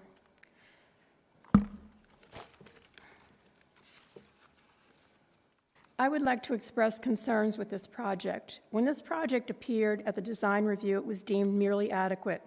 Yet the developer is requesting concessions only occasionally granted for our nemesis here, exemplary design.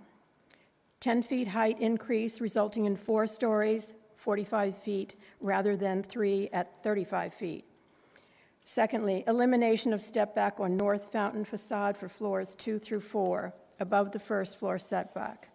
3, relief from 50% on the East Laurel Avenue facade in the discussion of habitable, minus the habitable space, and have indicated they would be providing amenities, exercise room, and so forth. This project is similar in principle to 7914 Norton Avenue, a project for which I was granted an appeal based on violations of the code. Notably, 19.46.050, general design standards requiring compliance with all 5 elements, and G 08.050, multifamily housing, which speaks to the neighborhood compatibility and fabric. Consequently, the entire project was redesigned in the spirit of a 1908 colonial revival structure overlooked on the original city survey and unavailable to be re-examined. The lovely project that is now nearing completion would be one that would have been approved under the highest standards of Santa Barbara. 8000 Fountain was listed in the 2008 survey of the city as having good integrity, with giving it the possible opportunity for nomination as an example of minimal traditional style constructed in 1937 and potentially a participant in a historic district or grouping with several other examples in the near vicinity. Additionally, the developer apparently obtained a historic assessment, but no mention was made during the early meetings, neighborhood or design review or otherwise. I did go to the city to give was requested to give design input, but I thought it was inappropriate to advise another architect on a project, so I presented the photos and data regarding the approximately 40 historic resources in the 5 blocks radius, but there was little comment from the architect. The historic assessment provided apparently had no written peer review, contrary to the question that was asked by one of the commissioners, that would have been issued by chattel, something which has been a very inconsistent issue over at least 4 previous projects. It needs to be delineated. Details like that are necessary part of a clearly defined roadmap for the deciders to make informed decisions. Thank you. Please Your time deny- has expired. Thank you. Thank you. Stephanie Harker, followed by a woman only known to us up here as Joanne. She can state her name when she comes up. Again, you'll have 3 minutes. Please state your name and city of residence. Perhaps she's like Cher. Stephanie Harker, City of West Hollywood.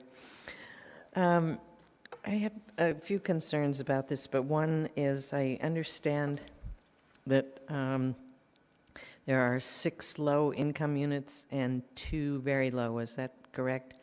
But that it could have been 5 low and 3 very low. And I think we're short on the end of the stick for the very low.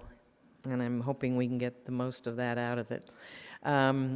Again, I think Commissioner Hoopengarner mentioned 65915, if that's the right number, from the state. And since we seem to, as a city, have been lagging behind on implementing the one-for-one, we are favoring the developers and not the citizens, especially those for affordable housing. Wouldn't it be great if we were getting 13 units for 13 units? But we're not. And I believe that that can be implemented here in the city of West Hollywood. I hope that happens sooner than later. Another thing that's distressing is to hear you're getting 30 new apartments. Oh, but they might be condos. And I'll bet you they'll be billed as luxury condos. But again, we have no luxury housing crisis in our city. We do have a shortage of affordable housing that is affordable to the middle class. I think that's all. I do remember at one of the meetings that courtyard was discussed, and there are many concerns by many of the neighbors who were there about it being that close to Fountain and the noise and that it's not really a place to go and hang out quietly in your new apartment. Thank you. Thank you. Joanne, followed by Dan Holguin.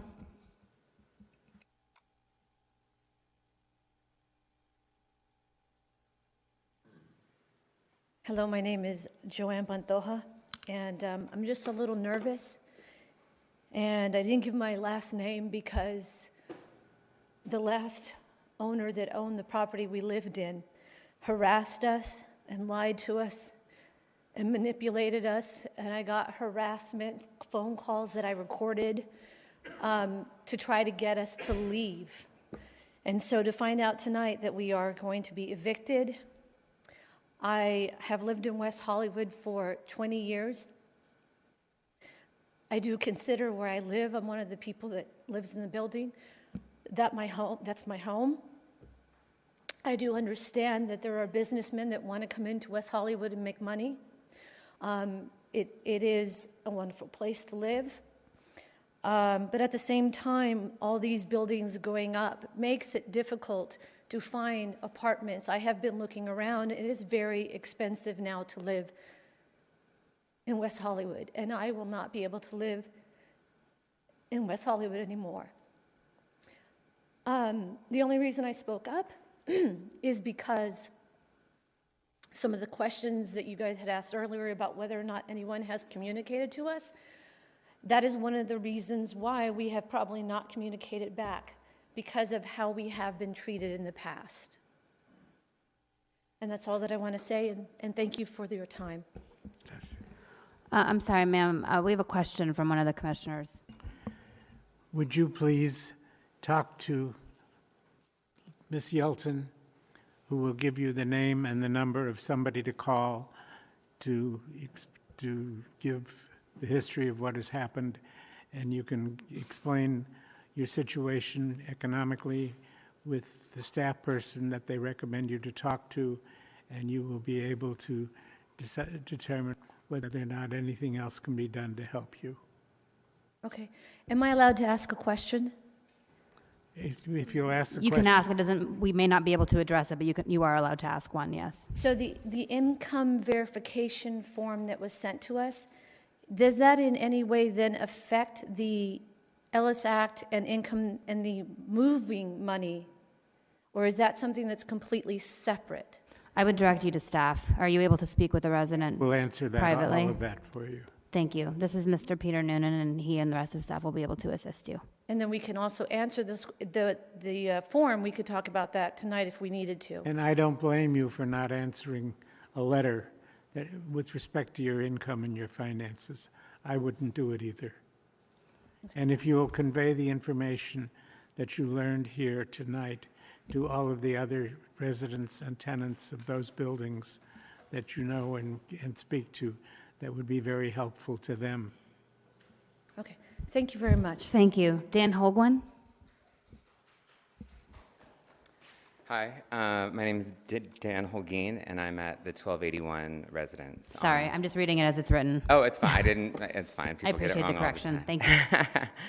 And I'm at the 1281 location, and I know the staff said that they can't really see this as affordable housing, but like, I mean, I think I'm one of the newer tenants, and I've been there for 10 years, 10 years, 10 years, 2 months, and I've been in West Hollywood 18.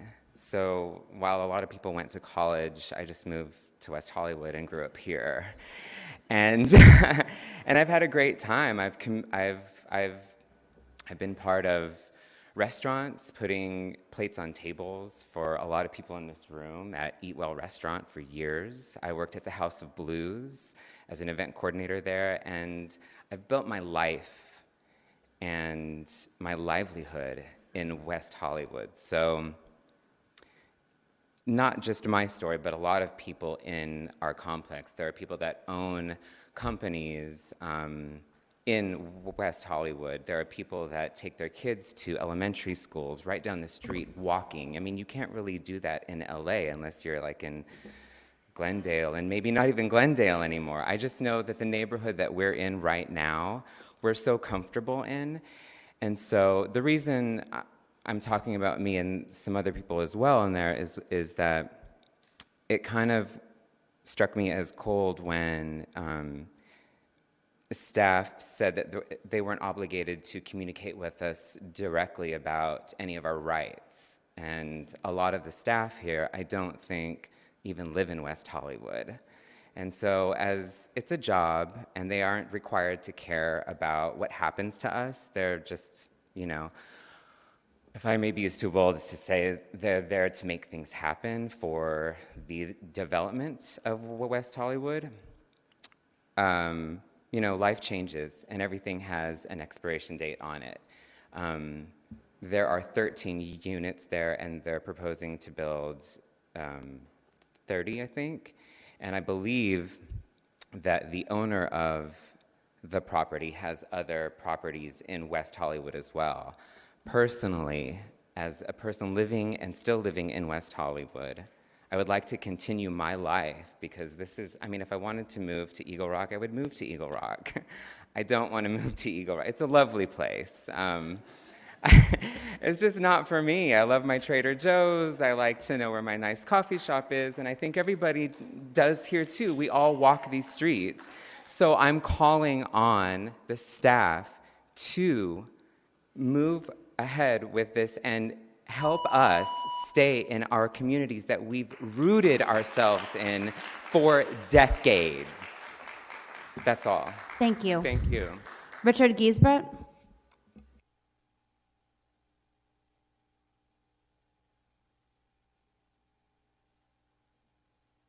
Richard Giesberg, resident of the city of West Hollywood.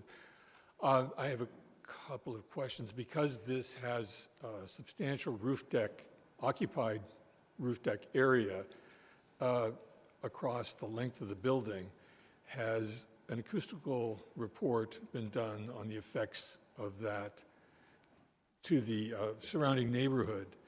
And has that, if that report exists, has that report been peer-reviewed by someone outside the planning department, because the planning department is not able to read acoustical reports apart from check a box and note that it's an acoustical report. And the other aspect of this is that this continues to be a concern across all of West Hollywood as to how roof decks are utilized. And are there hours imposed upon the use of this roof deck so that someone can't go up there at 1 a.m. on a weeknight and with a boombox and have a party, thus disrupting perhaps 100 neighbors? So it would be interesting to know the facts about this matter. Thank you. Thank you. Elizabeth Polly?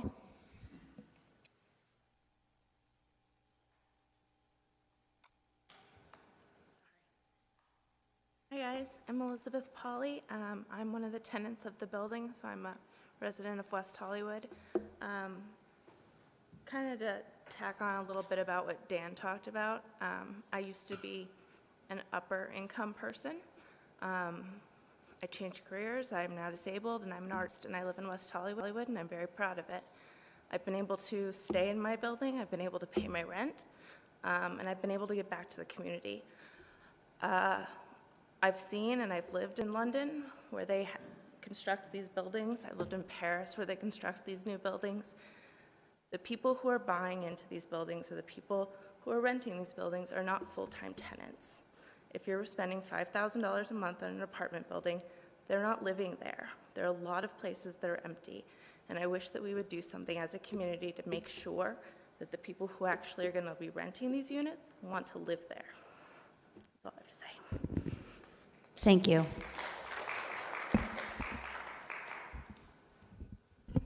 The following chose not to speak, but she wanted to know that she opposes staff's recommendation. Virginia Gillick.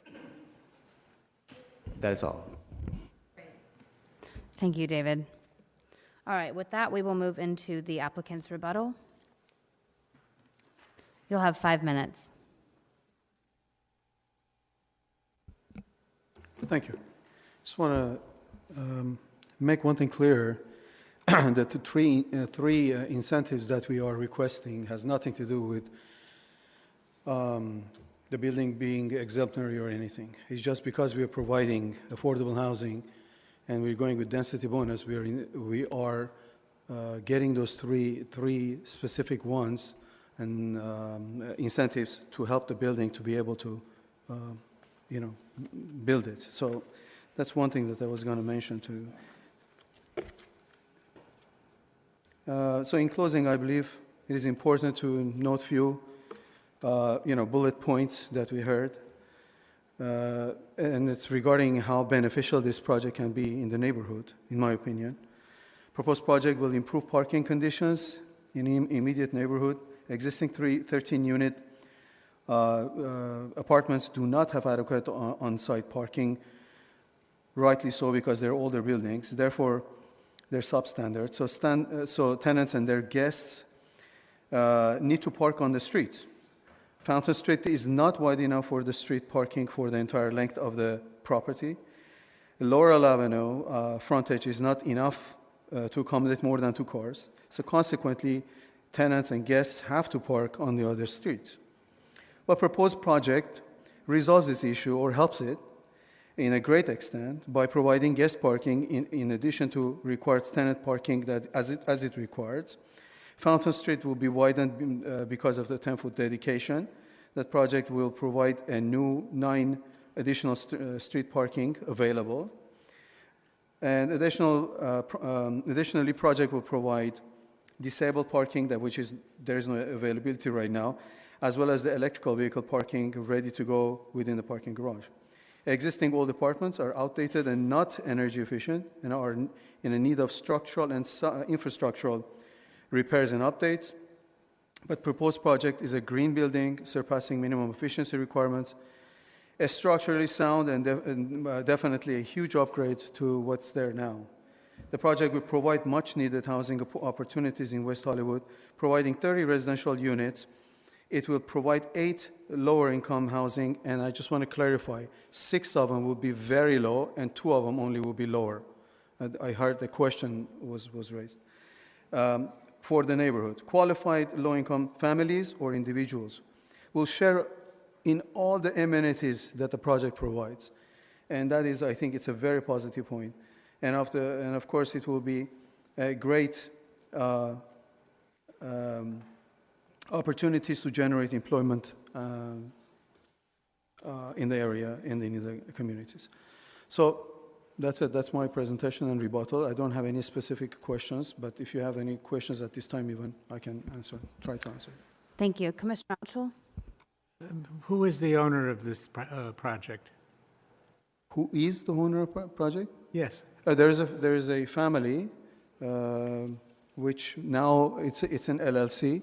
They're families that they live in Beverly Hills. And their name? Oh, their names? The Bruce Gabay. Who?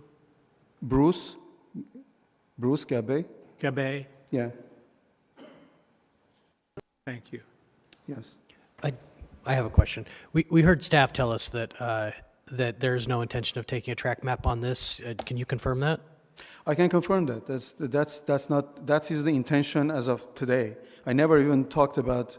They had no concern. I mean, no plans to do any track map. Thanks. And that's what I understood. Thank you. Additional questions for the applicant, Commissioner Hoopengarner? Just to clarify, you said something about this project is providing additional guest parking? No, it's not additional guest parking. It's since it's making 2 parking for each unit, and that's ample parking for this. I have 2 extra parking in the in the garage that was not required to be part of the guest. I just have it there. It's in the last parking level. That if you look at it, so that will be used for guest parking. The plans say there's 60 parking spaces. 60 parking, which is required, we're providing. Over and above that, I'm providing 2 more parking spaces, which is not numbered in the very bottom level. Okay, thank you. You can see that there's no number on it. That's one. Any other questions for the applicant at this time? All right, thank you very much. So I'm going to go ahead and close the kind of public comment portion of the public hearing. I think we're going to take a quick break during which we can have a pit stop and also take a look at the model. We are not, just FYI, allowed to interact with any members of the public or with one another in terms of commenting about the model or the project, so just letting everyone know. But we can take a 5-minute break. Thank you, David. Thank you. Call the meeting back to order. Please have a seat. And if you do need to have a conversation, please move it into the walled foyer. Thank you. If only everyone at my job listened to me this way. It would be a different world. Hopefully none of them are watching right now. Okay. So we are moving into deliberation. This is the time for us to be able to deliberate and render a decision, hopefully come to some kind of a consensus and ask staff some questions. I actually have a quick question for staff. It looks as though on the model there is some kind of solar panel. There are no solar panels on this building, are there? There are on the back side, on the south half. Okay, thank you. Okay, thank you. Okay, so any questions for staff? Otherwise, I think we can move into deliberation. Commissioner Hoopengarner. A couple of quick questions. Where is that rent stabilization language in the resolution? It says this will be rent stabilized. Didn't he say it was 3.7? Condition 3.7.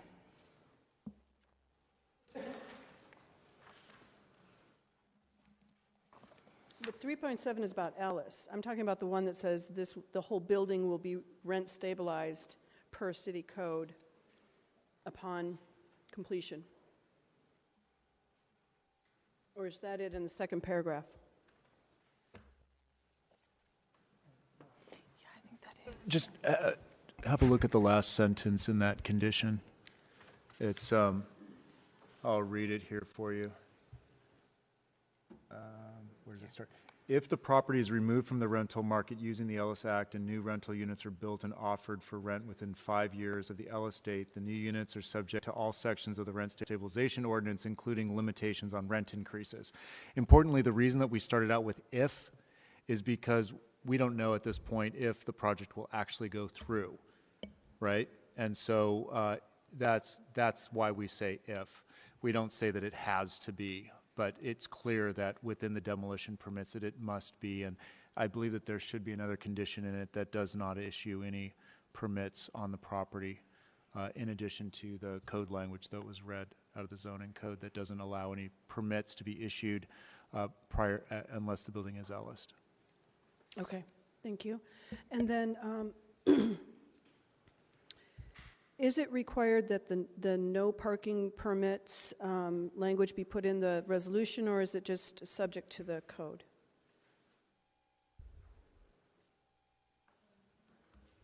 And Adam, wasn't your question that was going to be answered later?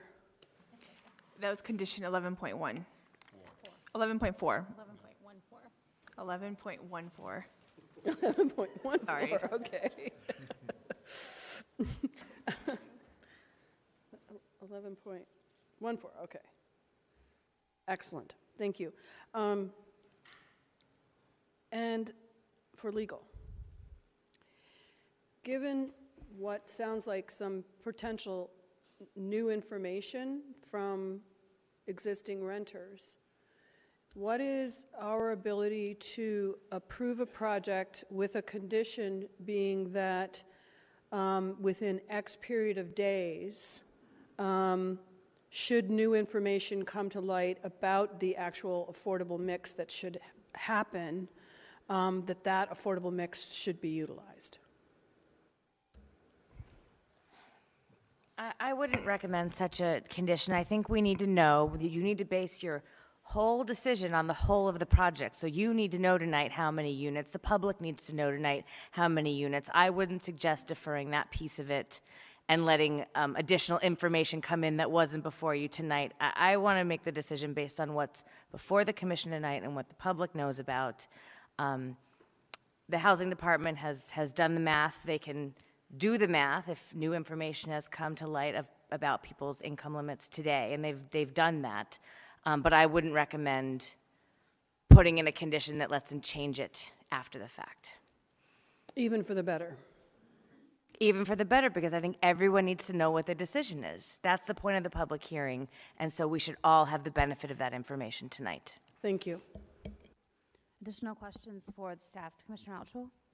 And if we don't have the information to come to that conclusion with certainty, perhaps we should continue this for about 60 days or 30 days or whatever, and have a meeting with the tenants to ascertain the information that they were reluctant to put in a letter. I don't know that you need to do that because the state law provides an answer for what you do if you don't have income information from every single tenant. It tells you the formula to use if you don't have it, and it should reflect the incomes of the Did you city see of West Victor Hollywood. Omachenko's memo? I'm sorry, I didn't hear you. Did you see Victor Omachenko's memo? You know, I saw it right before the meeting, but I know Peter and Allison had seen it as well. Was there a particular... Well, I was wondering if he was correct in his conclusion that there was a miscalculation in the affordables.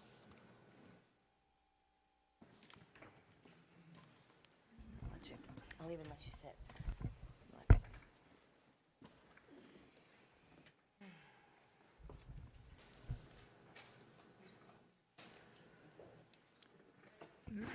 Could you point me at all to the memo? What part of the memo? We sent in two memos. And no, I can't. You sent I read in them. two memos. He sent in two. Okay, we've only seen one memo. One on this project, one was on another item we're considering tonight. Oh, So all there was right. one from 150, sorry to talk in your ear. There was one from 159 today. Is that on this project? Yes. There was one from 3:02 p.m. today, it looks like. On this project? Maybe it could be the timestamp at which time it was sent to. That was lot ties. You are correct. What? And I know how to read. Is that on this project? No, I'm wrong. It was on the third item. He questions, I believe. I don't have it with me. He questions Right. the So- calculation on the affordables. There is a question raised, and it's raised regarding, it says, I'll just read it for the benefit of the room. Several current tenants have indicated to me that they did not understand providing such disclosure could ultimately increase the number of replacement units. So a more proactive approach by the city would be appropriate in this instance. And I think that the nature of this is that raising a question. We did receive 5 phone calls today. We did receive additional information on household income, although it hadn't been on the form with signature, but we still ran the math on what it would be with those additional households. We had 4 additional households disclosed. 2 were market rate households, and 2 were very low income households.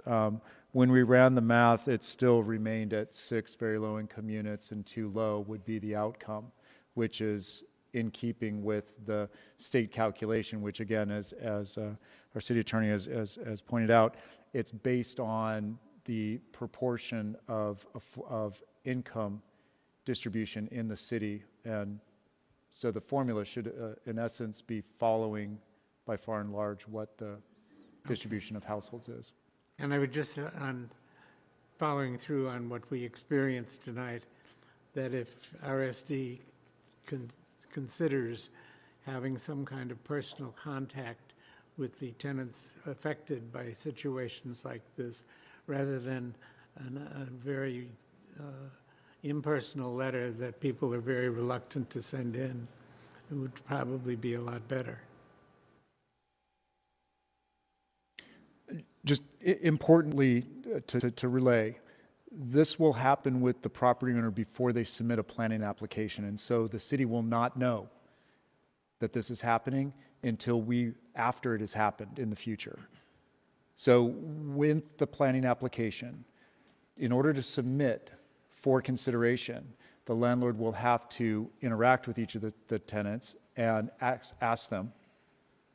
But as you see by some of the testimony tonight, the landlord's interaction with the tenants are sometimes a little bit off-putting to the tenants, and they won't do what they would do if there were a friendly and helpful face in front of them, or on some kind of contact with them, which I think there should be some kind of provision for. We'll give it more thought. Thank you.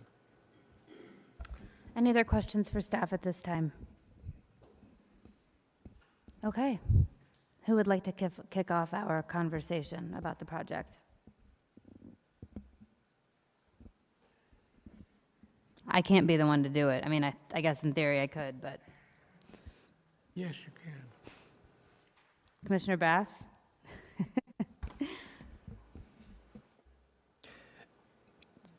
I have to say that when I was listening to public testimony tonight, I found myself actually thinking of my own situation. I live in a 1927-28 building on Ogden and Romaine, an 8-unit building that's rent stabilized, and I've lived there about 10 years. And what I would do, and so I had a lot of connection with the residents who live on this property, and how scary that must be, because that's the emotion I was feeling about if it was to happen to me. And I hate that that's the case, but at the end of the day, we do have a property owner who submitted a plan, and so we have to consider that, and unfortunately, not the fact that it's going to be a really difficult situation for 13 tenants and their families. But I take a lot of comfort in the fact that Mr. Noonan has shared with us that, I believe he said over the last 4 years or so, that everyone who has been Ellis'd has been assisted by the city to find housing in the city of West Hollywood if they wanted it. And I would encourage every tenant, if we approve this tonight, to take advantage of that. I mean, you have his name, and his information is available on the city's website, and I'm sure he would provide that for you as well. But it's not a perfect solution, but I do appreciate living in a city that actually values helping renters stay in the city. That being said, I asked some questions at the beginning of the conversation about whether these were market rate or not. And I recognize market rate for a building that is old is different than market rate than for a building that is new, but they're market rate regardless. And I also like that I live in a 1927 building, and I like that it's this weird, funky design that I wouldn't be able to get in a new building. So I would hate that I would have to move into a new building if mine got torn down. But I also recognize that's reality as well. It's an old building; it won't stand forever. Probably not as long as I live. I hope that I live that long. So I did the math, and we have 13 units there now that are all, for lack of a better term, market rate, rent stabilized. And the math is we would be replacing those 13 units and adding 9 more market rate, which our city needs more housing. And I know we don't have a luxury housing problem, but until the housing crisis in California and in the region is resolved, that's reality. This is a desirable place to live, and so that's where the luxury housing will be built. But I also really like the fact that right now we don't have any affordable units, and we will be adding to that stock as well. So we'll be getting 8 affordable units where none exist at the moment. So I look at it and I think we're increasing our housing by 9. We're increasing our affordable units by 8 over what we have today. And as I look at the concessions, all 3 of them are dictated by state law, which gives us, unless we can prove here tonight that they don't create a cost savings for the developer, which I've seen no evidence presented tonight that does that, we have no discretion. We have to approve those concessions. So with all of that, this isn't my favorite project that's come before us. I'm very concerned about whether people are actually going to use that pool, and I'm very interested in hearing what my colleagues have to say about what we can do about that if they share that concern. But as I look at it, it's pretty straightforward, and I believe that it accomplishes the goals of our general plan of building more housing and a stated plan that we have here. And I'm grateful that we've had as much conversation, robust conversation around Ellis and rent stabilization and the protections, which I wish the state law allowed us to do more, but the protections our city takes to protect renters and those that live here. And I will just conclude by saying, I really appreciate when people show up and interact this way, because I believe that it helps people understand more than they can understand just hearing about a decision we make, that each one of us struggles with the impact this is going to have on people's lives. And to sit up here, for those who don't know, all 7 of us by law are required to be residents of the city of West Hollywood. So all 7 of us are your neighbors, and I just appreciate when you show up and speak. So I am inclined to support this, and those are my comments. Thank you. Thank you, Commissioner Bass. Commissioner Altschul? I have just one question. It requires 6 very low and 2 low, is that it? Well, these are all 2-bedroom apartments. What if the threshold for low and very low on 2-bedroom apartments is beyond the reach of the people that we're displacing? What happens then?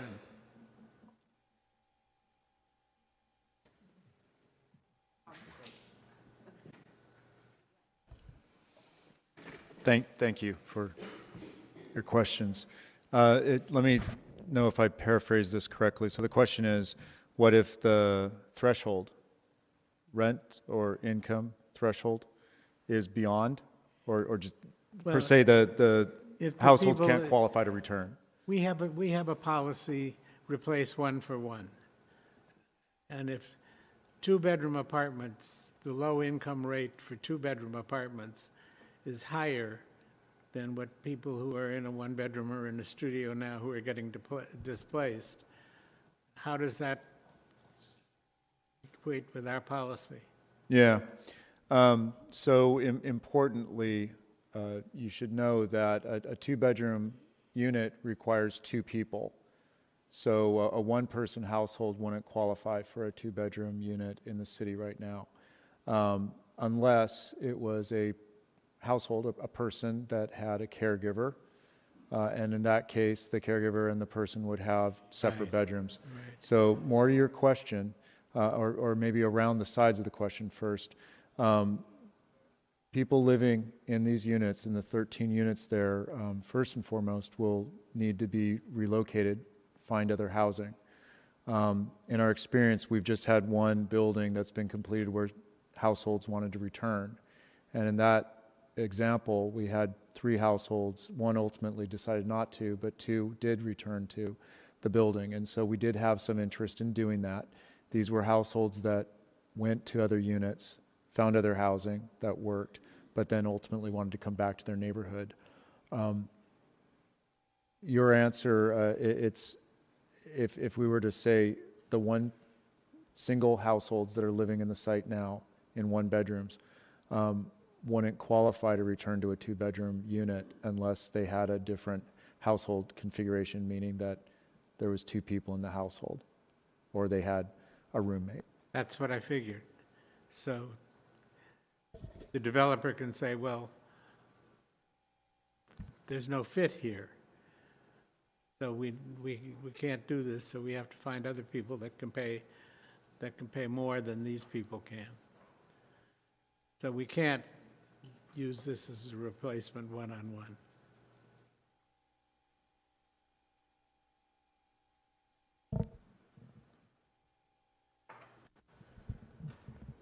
The straight reading of the density bonus is a replacement of equal units size based on bedroom.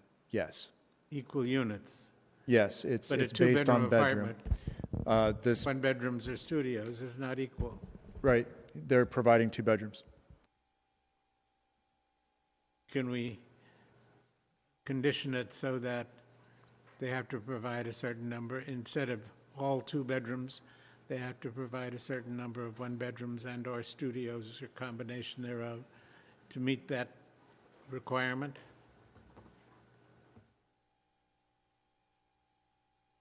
To go back for redesign.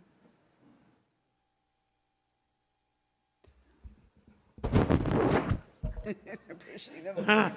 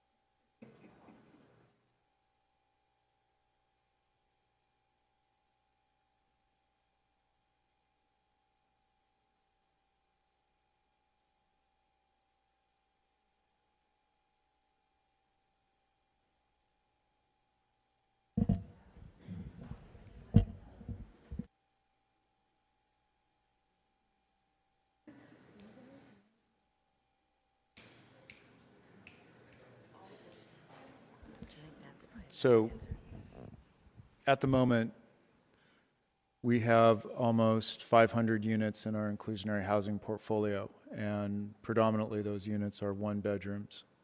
So we have a very sizable amount of one bedroom units. We don't have many two bedroom units in the portfolio itself. We took a moment to look at the distribution and the numbers that are in this building. There are two bedroom units existing in the site now. However, there are, I think that there's 4 two-bedroom, there's 8 one-bedroom, and a studio. And so it is true that the units being replaced are two-bedroom, but we do have a sizable number of one-bedroom units in the current portfolio at the moment. Okay, so However, if you have interaction with the current tenants that are going to be Ellis'd, you would have places to put them if they require it or want it. Yes, I don't want to say guaranteed absolutely, No, I'm but not we have saying we that. have had that experience and success for the last 4 years. Okay.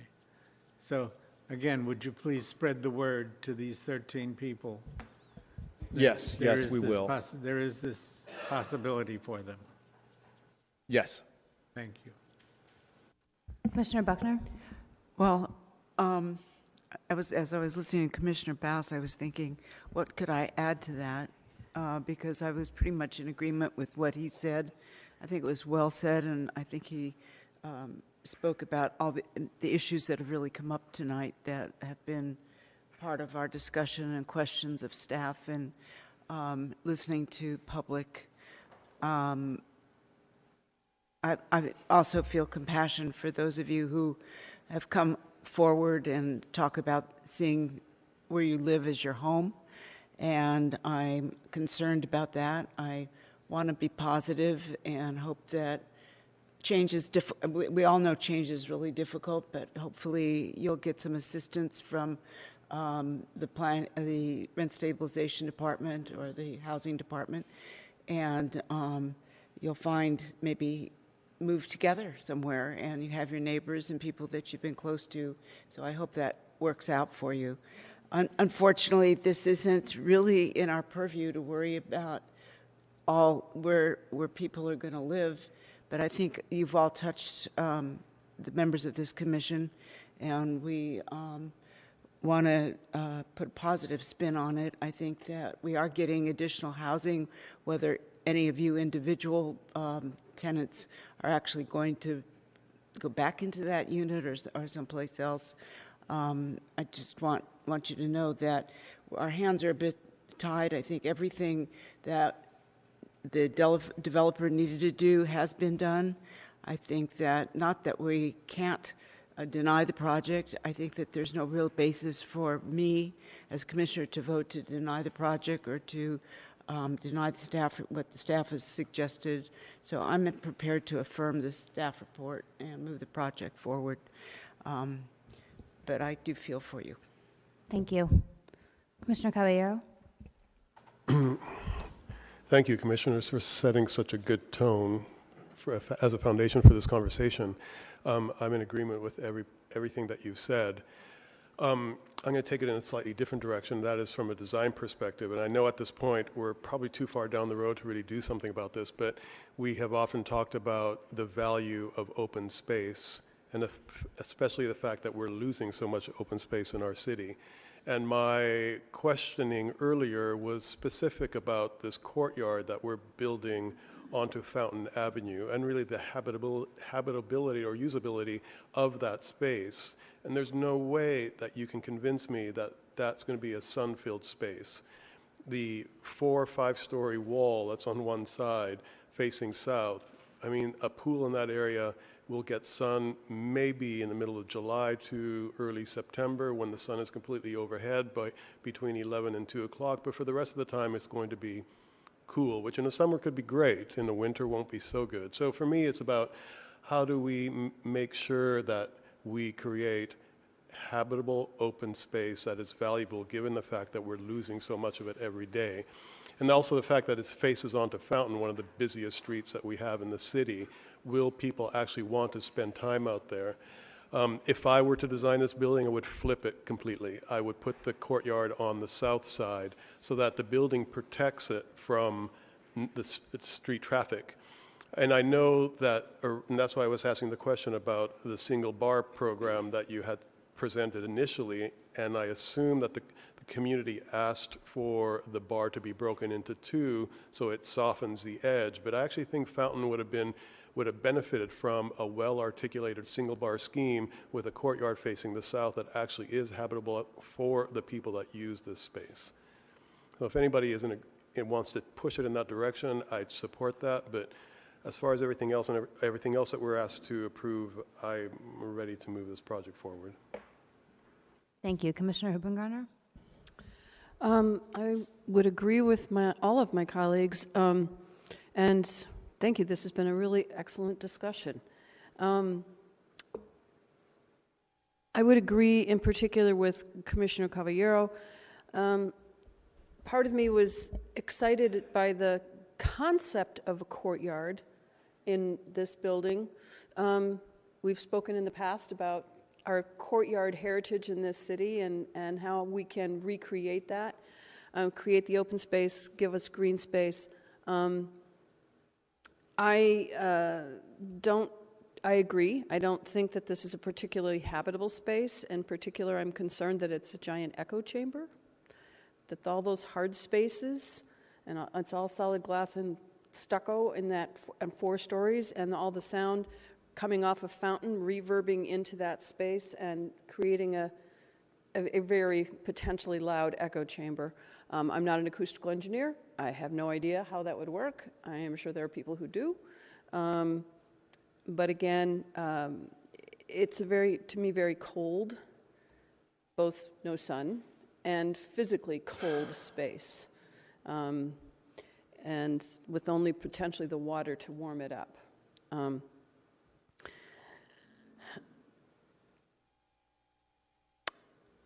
I am actually very disappointed that that there aren't any one-bedrooms that we can talk about in terms of, allowing some of the existing tenants to come back, but that is what it is. I am extremely disappointed that well into a year and a half since the state code has changed, that our city has not addressed the opportunity that we could have had at this moment to have 5 additional affordable units. And at this point, I think that, that ship has sailed if we choose to approve this project. I do especially want to thank the public for their participation, because I think the conversation really informs our decision making. I would be willing to entertain a motion from Commissioner Caviero to look at proper articulation of this building. In the absence of that, I would agree with my fellow commissioners in that in many respects we're hamstrung by the state in terms of what we're allowed to do and not allowed to do in terms of our approvals. So I will leave it at that. Thank you. So I don't have really anything much different to say. I do want to thank, in tandem with my other fellow commissioners, the people who live in the building, especially, who came out to speak tonight. I think there were 4 of you here who live in 4 separate units. I live on Laurel. I lived there for the last almost 8.5 years. We've probably bumped butts at like Trader Joe's in like the frozen food section or something, or seen each other at the gym or at Starbucks or whatever. But I too have often thought about what I would do if I didn't have my unit to live in. And as Commissioner Bass said, every single person up on this dais also is a resident of West Hollywood, and there are a number of renters here who live in rent-stabilized units. So we certainly empathize with you. I think anecdotally and on a personal note, one of the reasons that I was compelled to live here was actually because of some of the tenant protections that we are afforded here. And I encourage you, you may even qualify for things you don't know about yet based on income or something else. So I do encourage you to use staff at City Hall and the resources in our city to your advantage. There are very talented, very competent people there, our staff among them, who can help you find a new place to live. I don't wish for you to have to go through this, just as I wouldn't wish it on anyone. But I think given what it would be just outside our borders in a city like Los Angeles, where you have much less available to you or to us, it's something that I know that we pride ourselves as a city on. So I do want to thank you. I know coming to these meetings is probably weird, slightly annoying, and not a little bit emotional. So thank you truly for coming out tonight. We do take it into consideration very much and appreciate you very much. Also, in addition to some of the other things that my fellow commissioners have said, I'm also not thrilled about kind of the orientation of the building. But beyond that, I am inclined to move this forward. So I'd like to move this, I hope, into a consensus situation. Go ahead, Commissioner Altschul. Well, I just wanted to say I agree with what everybody else has said. However, I'm very disturbed by the allegations of harassment to the tenants over the last period of time while this process has been going on. And I would certainly encourage and hope that the staff monitors and helps these people through the Ellis process. Thank you. So it sounds like there's general consensus here of support for the project. I don't know if someone wants to make a motion. It looks like we have a motion on the floor. Commissioner Buckton, would you like to state your motion, please? Move to adopt the resolution. Instead of on. It's a resolution of 19-1323 conditionally approving a demolition permit and a development permit to demolish the two existing four-story residential building and the three-story, and construct the new four-story multifamily residential building with 30 residential units at 8,000 and 8022 Fountain Avenue and 1281 Laurel in West Hollywood. That's it. Do we have a second? I would be inclined to second it, but I'm actually interested in the chair's suggestion of consensus. If Commissioner Cavalario have had some way of addressing the courtyard, I would be interested in hearing that before I seconded this. Okay, I want to address that because while it's a great suggestion, I think we're here to either approve this project or not, and it would have to go back through the design. And I don't feel that we're ready to do that. Well, I was going to ask too, was this surfaced at design review? Yeah. Yes. It was before design review, this didn't come up there. No, I understand that it had to go through the design review subcommittee meeting, but I'm wondering if this particular issue, the orientation of the building with the courtyard facing out to Fountain, was surfaced at design review. Not that I recall. No. I don't know whether we just didn't see it or get it until we saw the model or what. But if the it commission didn't, and wishes- I frankly, I don't think it's appropriate at this point for us to be addressing that, even though it's a good suggestion. Yes, it can be done. Why wouldn't it be appropriate? Well, on what basis are we denying the project going forward? Because it's gone through the whole process. It hasn't been addressed.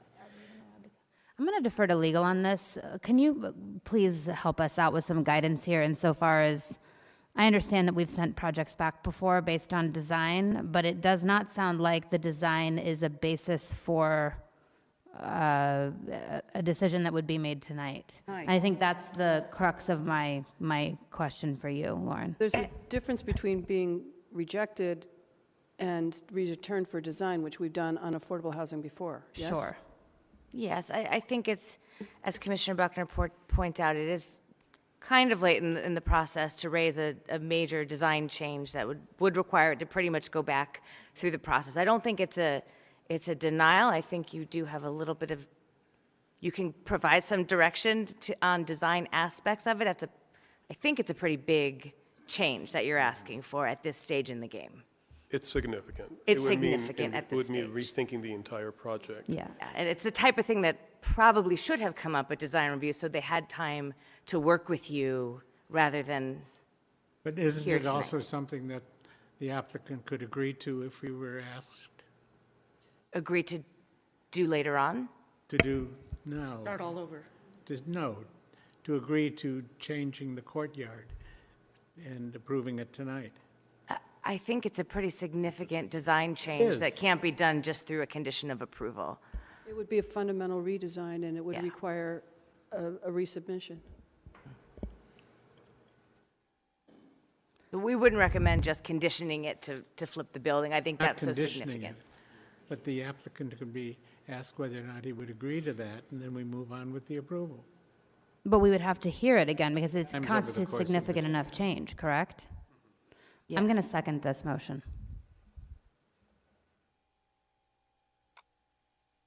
We'll call the question.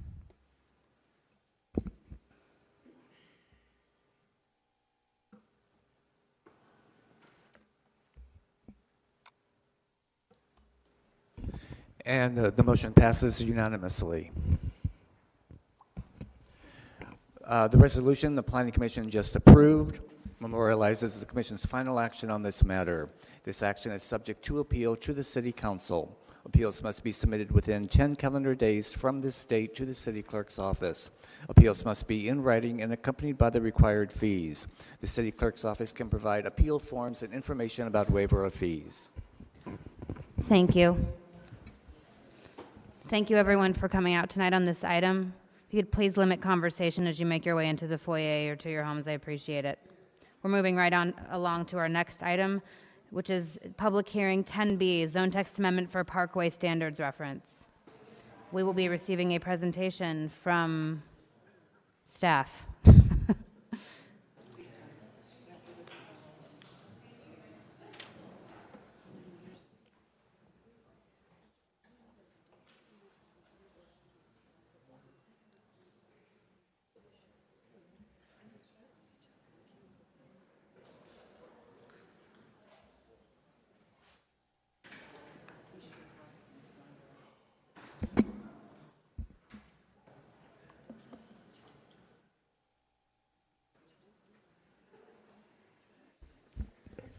Good evening. My name is John Gilmore. No one has met me yet. I'm a new employee here for the Public Works Department, Engineering Division. And so I'll go ahead and walk through this item that we have on the agenda. So Public Works has put together a chapter in the municipal code to deal with parkways that will go before council. And a small part of that process involves coming before you and the chapter 19 of the zoning ordinance to deal with including some language there to refer towards that chapter 11 that is being created.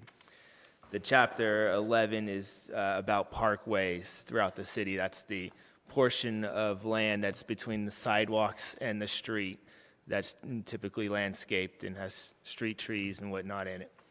So before you see the effect in Chapter 19, which is basically 5 very small edits, 3 of which all are basically just adding a reference to the new chapter that is obviously not in the Chapter 19 currently. And then the other 2 edits are to clarify the definition of a parkway so that there's not any confusion between the languages between the 2 chapters. And so staff's available for any questions that you guys may have. Thank you. It comes in right over our subdivision presentations, generally speaking. Well done. Any questions for staff about this item at this time? I just want to ask, one of the things that I'm concerned about, and I walk around a lot in the city, is maintaining the public walkway so that a lot of the foliage, like the big tall hedges and everything, are just falling over into the sidewalks, so you can't even walk by. And I think I saw something about maintenance. Is it part of this? I'm not looking at it right now. I do remember seeing something.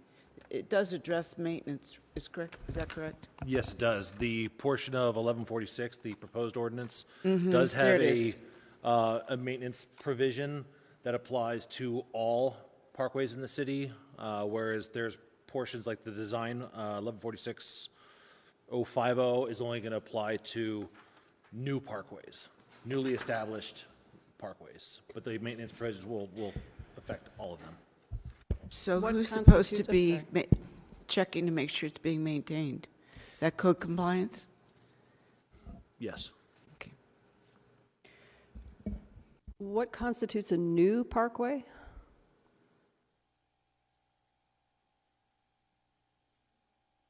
In 1146-020, the proposed ordinance, it's saying the parkway design standards shall apply to all newly constructed parkways adjacent to residential properties, parkways for residential properties that are undergoing a major remodel as defined in the zoning code, and parkways for residential properties that are disturbed, improving, or changing 50% or more of the area of the parkway.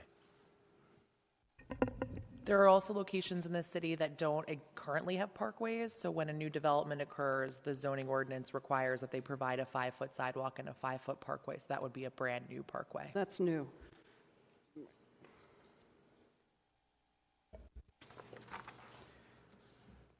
I'm happy to see this, by the way. Any additional questions for staff at this time? I do, and I addressed this with Dan by email before, but it says under public outreach, the Public Facilities Commission had an ad hoc committee that met and discussed how to establish appropriate regulations for parkway standards. It doesn't, and I'm particularly sensitive to this as a former Public Facilities Commissioner, but doesn't address what their conclusions were and what sort of final resolution they had on this. And I know the minutes aren't available for us yet, but if you could please walk us through what that process was so we can have a better understanding of public outreach. Certainly, yeah. So staff took this item before the Public Facilities Commission as it came under their purview to review.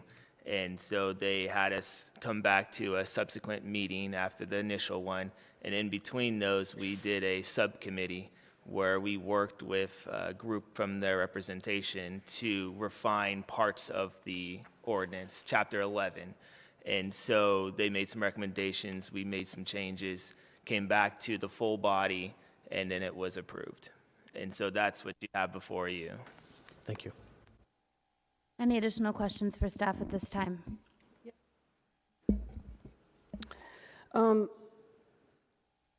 Can you define poisonous? I'm not a landscape architect, but usually stuff like poison ivy, we wouldn't want somebody putting that in.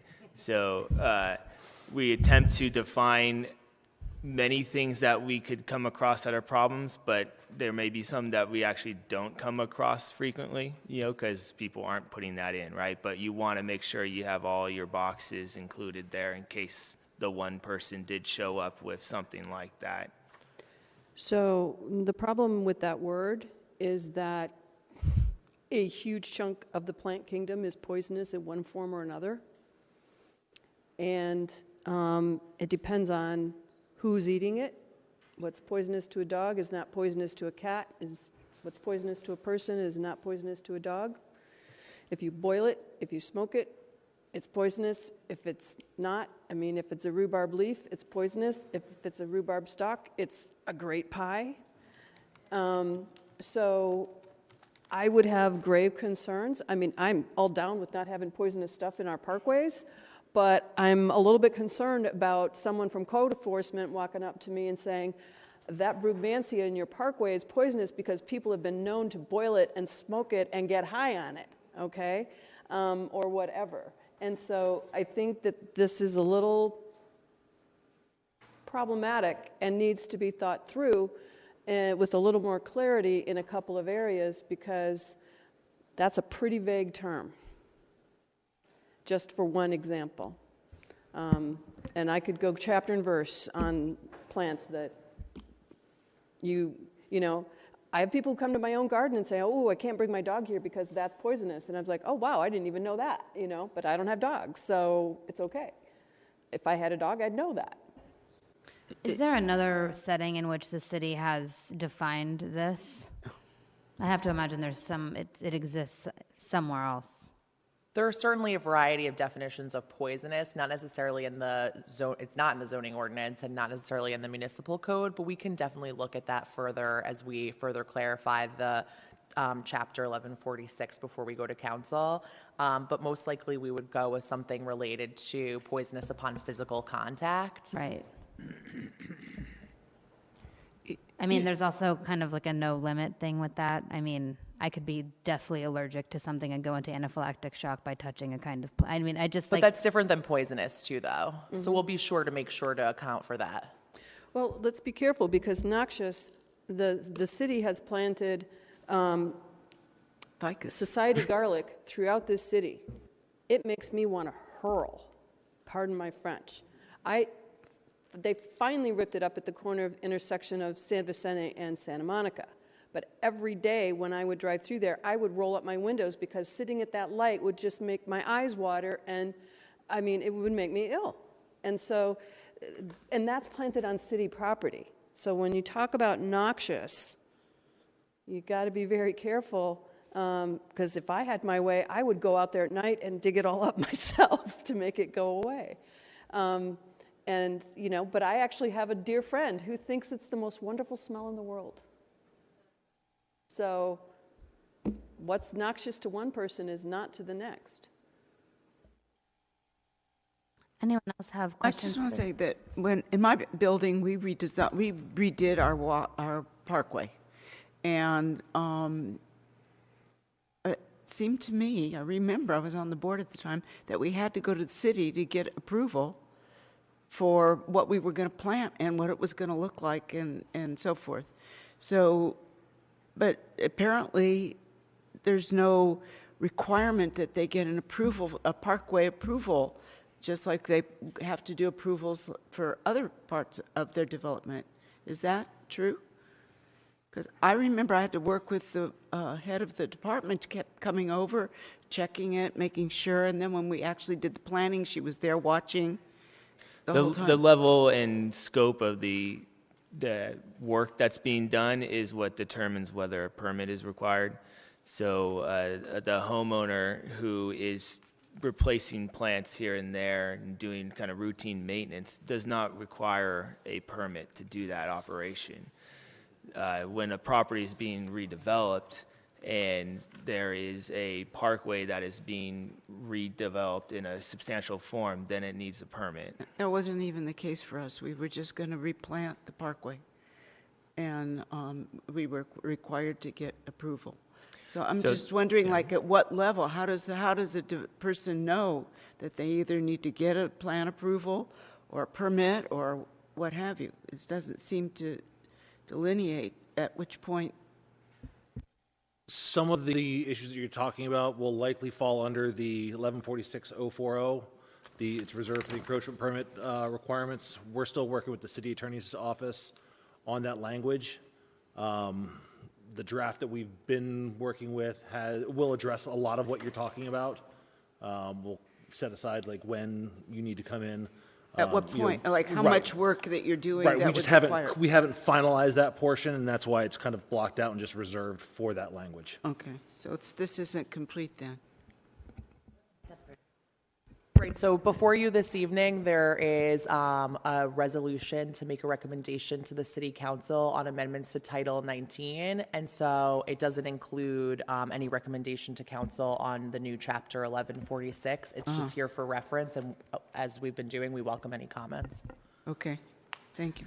So we do have a public speaker. I just want to limit this to questions for staff at this time. Any additional questions? Okay. Since we do not have an applicant, we will move into public comment. We do have one public speaker, Mr. Richard Giesbrecht. Again, you'll have 3 minutes to speak. Richard Giesbrecht, resident of the city of West Hollywood. I am concerned about these parkways because originally, 100 years ago, they were designed with the idea of greening up the city. And, slowly things have invaded, like, pathways, and people have bricked them up and all sorts of things. And that goes against the original idea. And obviously, it goes against the trend that we would like to have as much green space as possible. So two aspects of this concern me, and that is that the proposal states that up to 25% can be, a hardscape with these cross paths, and that there is a minimum of 50% that must be green. And so my question, why aren't you saying 75%? And why aren't you minimizing the amount of hardscape for these access paths back and forth? Just to encourage more green space. Because, as was pointed out earlier, when new projects are built or things are substantially remodeled, then the developer goes back and says, 50% green space, 50% hardscape. Things tend to migrate in that direction purposelessly. And the other aspect of this is that these cross pathways, the way the proposal is written, suggests that it should be concrete when I feel that it should be, there should be some language that encourages or promotes the idea that this is walkable green plants or, gravel or decomposed granite, but not hardscape, which would take away from the sense of a greenery. And when in fact, these cross paths could be solved with 3 square feet of stepping stones at the very most. 3 square feet rather than 5 feet times 18 inches.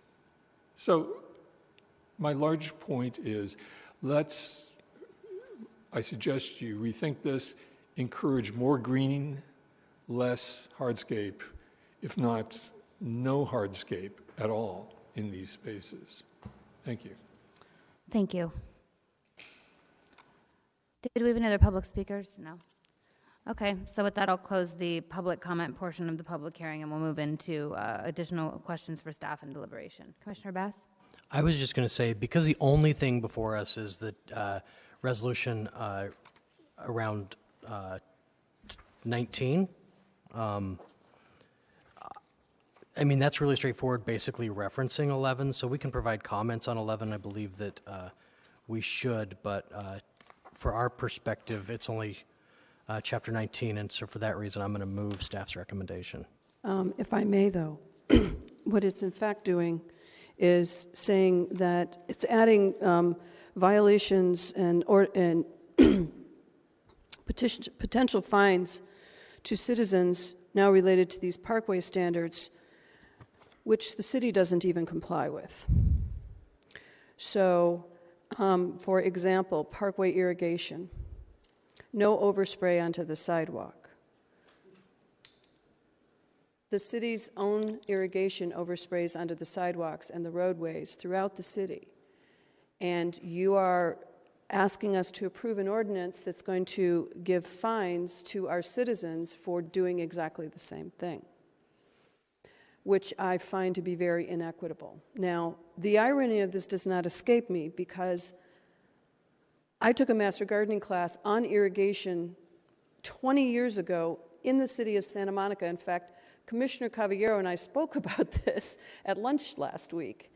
And in that class, Santa Monica schooled everyone on how to do irrigation, and the city of Santa Monica has had this ordinance fining people for overspraying on the sidewalks for decades, okay? Me, the green girl, I have been down with this forever, okay, and have wanted our city to do this. But I find it more than a little ludicrous that we would be sitting here asking our fellow citizens to comply with an ordinance that our own city is not complying with. So I actually would not be in favor of this. Thank you. Before we call the question, as there has been a motion and a second, is there further discussion on this item? No? All right, Commissioner Bass, are you moving to go ahead and support staff's recommendation as it's written? Yes, that's my motion. Okay. Thank you. We'll go ahead and call the question.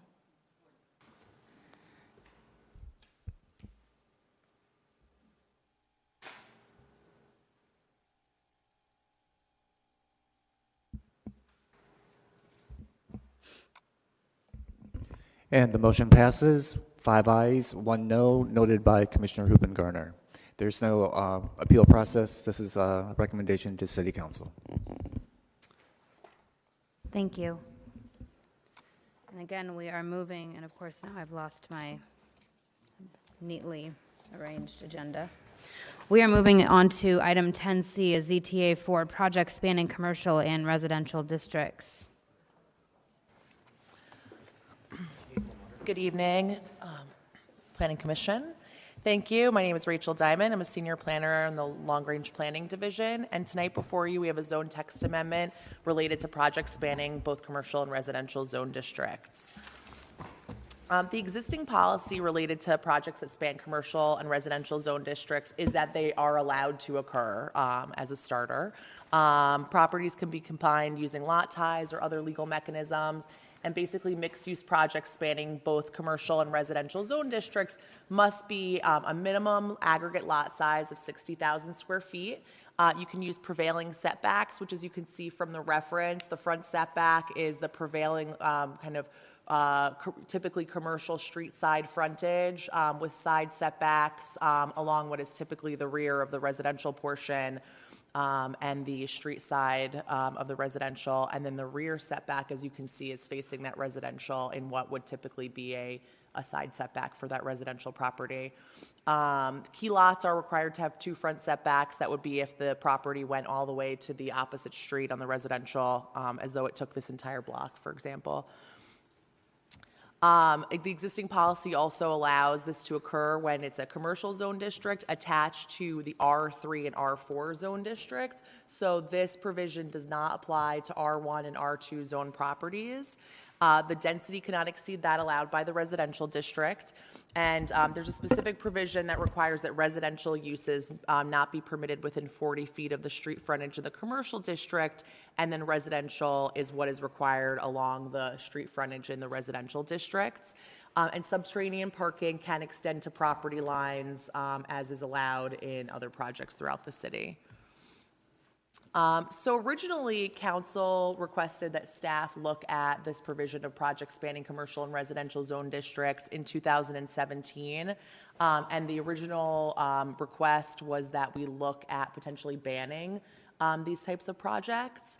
And the council intent really was to maintain neighborhood livability and the integrity of existing residential zones, the ability to develop appropriately scaled and sustainably designed mixed-use projects, and then trying to improve upon the impact of larger buildings on residential buildings' solar access. So what staff did was some extensive research and ultimately went to the Planning Commission last year, where the Planning Commission made a recommendation to ban projects from spanning commercial and residential zone districts. Effectively, the Planning Commission recommended eliminating the code section that has the specific requirements for these types of projects, and then also add some language regarding the prohibition unless you have a development agreement or a specific plan. Those are kind of the 2 mechanisms that would still allow you to at least request that projects span both commercial and residential zone districts. Ultimately, when Planning Commission's recommendation was taken to the City Council in October of last year, the Council failed to adopt PC's recommendation and ultimately requested that staff return to the Planning Commission and to the Council with some amendments to the existing standards, including requirements for additional greenery, respect for the adjacent neighborhood, and potential requirements for exemplary design for these types of projects. So staff is recommending at this point the elimination of the 60,000 square foot minimum lot size. And the reason that staff is recommending that is in order to improve the compatibility of these projects with adjacent buildings and the neighborhoods. Effectively requiring 60,000 aggregate lot size means that projects are larger.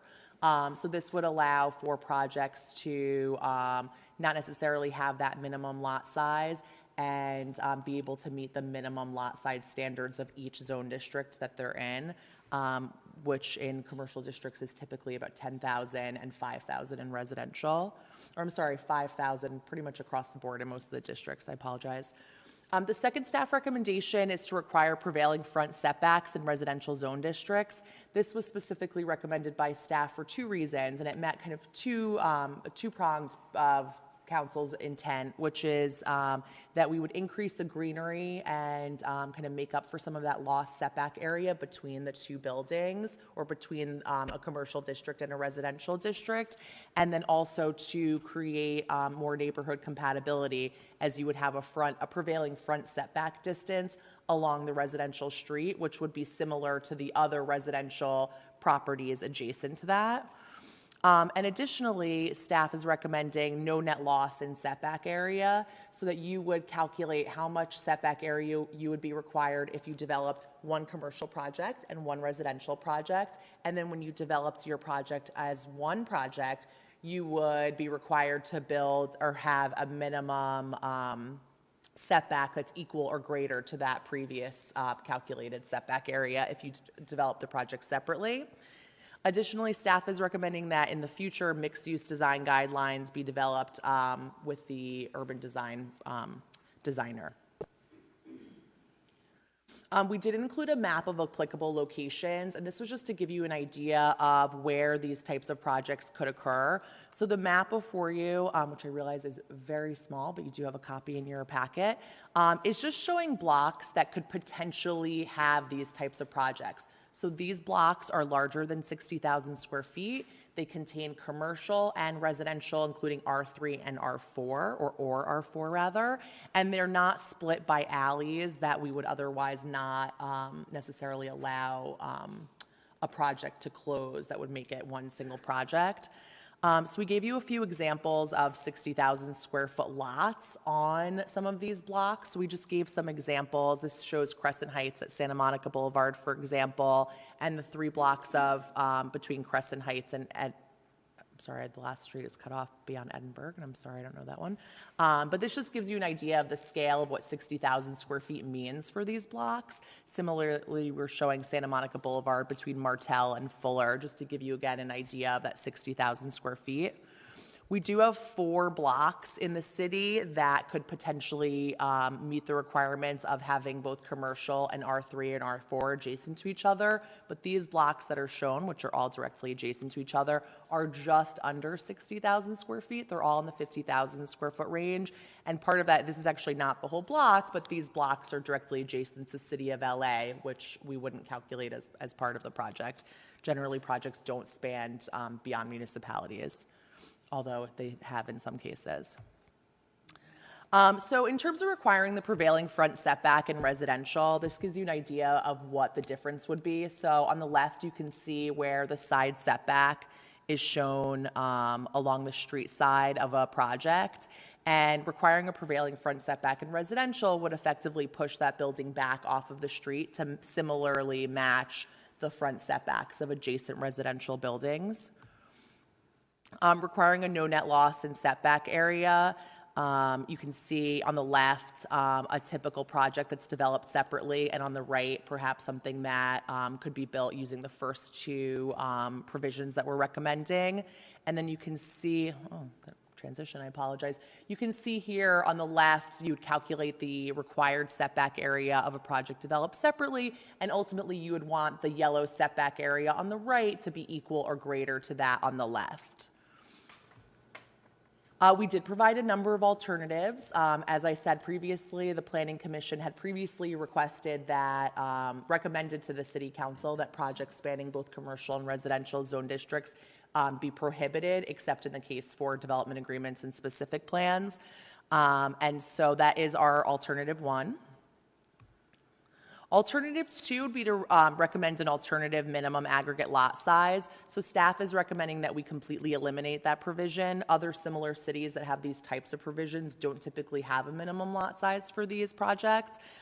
So in an effort to provide an alternative, staff looked at a variety of different options for sizes and felt that 20,000 square feet would be effectively a minimum of 4 minimum sized lots combined with each other, and that was something that we see in terms of commercial projects being combined and residential projects being combined in terms of lot line adjustments. So that's something that we put out there as an alternative. And third, as an alternative, is to recommend maintaining the existing policy, which would be no proposed zone text amendment language, although it does not meet City Council's intent to amend the standards. So today, we are requesting that you adopt Resolution PC 19-1318, which is in your packet. But with that, I am available for questions. I do want to note that we did receive a number of public comment after the packet came out, so you did receive quite a large packet today, and every day that items were sent, we were sending them to the Planning Commission and posting them online. And then we received 1 additional letter that was put in your packet on the dais. Then there were 2 letters associated with item 10A that had some comments related to this project, so you'll see that kind of additional information. So again, with that, I'm available for questions. Thank you so much. Thank you, Rachel. Do we have any questions for staff at this time? Do we have to do disclosures? Could you show alternative 1 again, please? Sure.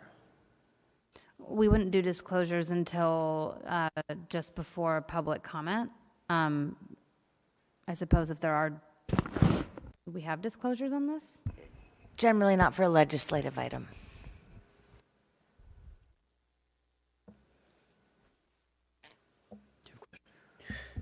Any questions for staff? I don't really have a question. I just have an issue that when we get all these comments from public so late, I think staff and the commission is at a disadvantage in not being able to appropriately consider some of the comments that are in these letters and memos from the public. I don't know. I unfortunately today didn't even get a chance to, after 1 o'clock, I turned off my emails because I had other things to deal with. But so I feel at a disadvantage sometimes when these come in so late, and feel like it's almost unfair, not only to us and to staff, but to the public, because we don't have an opportunity to really consider that. So I don't know how to resolve that issue. Also, I think it's a burden on our commission secretary to have to be running all this stuff and getting it to commissioners at the very last minute. So I would encourage the public that if they want us to consider things, to do their best to get it to us before the last day or the day of our commission here meetings, because I think some of the comments are quite important and deserve more consideration. But other than that, I happen to, I don't have a question at this point. I ask that we hold all discussion or deliberation on this until after public comment. We do have a number of public speakers. I would just note quickly that I recognize that there are many people who are not able to attend these meetings. So to that end, I just want to say that, you know, when you can get us comments, I understand that it's not convenient. I mean, I work a full-time job. I ate my dinner on the dais tonight. It was an energy bar. Okay. So, you know, I know that people have busy lives and busy schedules, and I know we may not always be able to get to that, but David and the rest of staff do work really hard to make sure that that's emailed to us and put in a packet on our you know, at our seats up here. So I just want to make sure everyone knows how much we appreciate whatever way you're able to comment, whether you're able to be here or not. Any questions for staff at this time? I have a few questions. Go ahead, Commissioner Bass. Why was 60,000 just settled on originally? Why? It seems like an arbitrary number to me, but can you help me understand it? I don't know. It was really difficult to find the original intent of this specific number because this regulation was put in place at the time that the zoning ordinance was completely overhauled.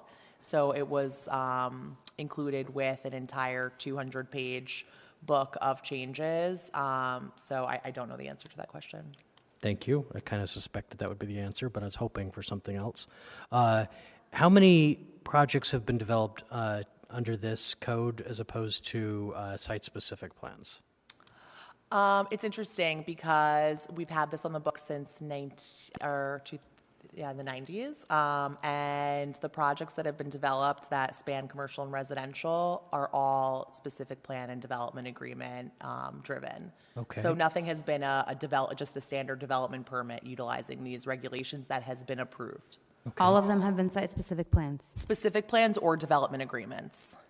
And Generally, most of the projects that are on Sunset that span commercial and residential would be development agreements.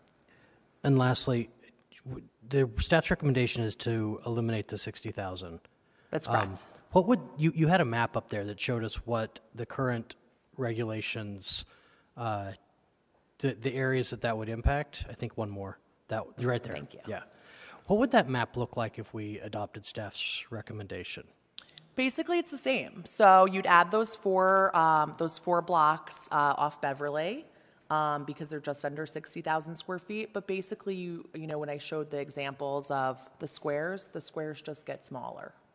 Instead of 60,000 square feet. So the same blocks effectively apply. Can you go back to the map? Yeah. So I understand that we have not seen this project yet, but my understanding is that the project where the farm or French Market is would be considering something like that, and that's not on here. French Market is actually 100% commercially zoned. Then I misunderstood because I haven't seen the project. I just heard that rumor. So, thank you. Additional questions for staff? Commissioner Hoopengarner? Yes. I went back and watched City Council when they heard the item when it came through. Excuse me. And I didn't see any recommendation there to eliminate the 60,000 square feet from anyone on council.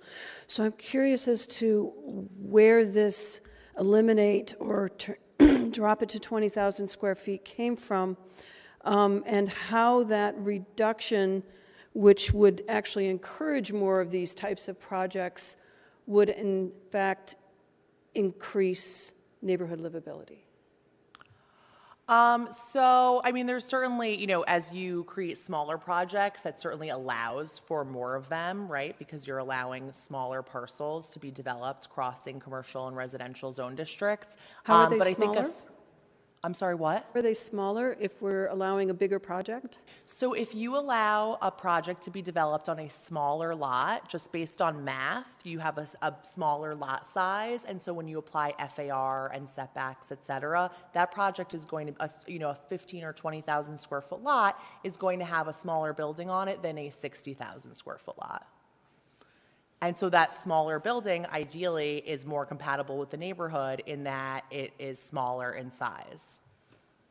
And yet more properties would qualify for this with the reduction or elimination as opposed to the 60,000. So you're talking about more projects spanning commercial and residential as opposed to less. Not necessarily more projects, the ability to create more lots that this would apply to. But it doesn't necessarily mean that more projects spanning commercial and residential will actually be built. But we're creating the potential for it. We absolutely. Okay. For smaller buildings.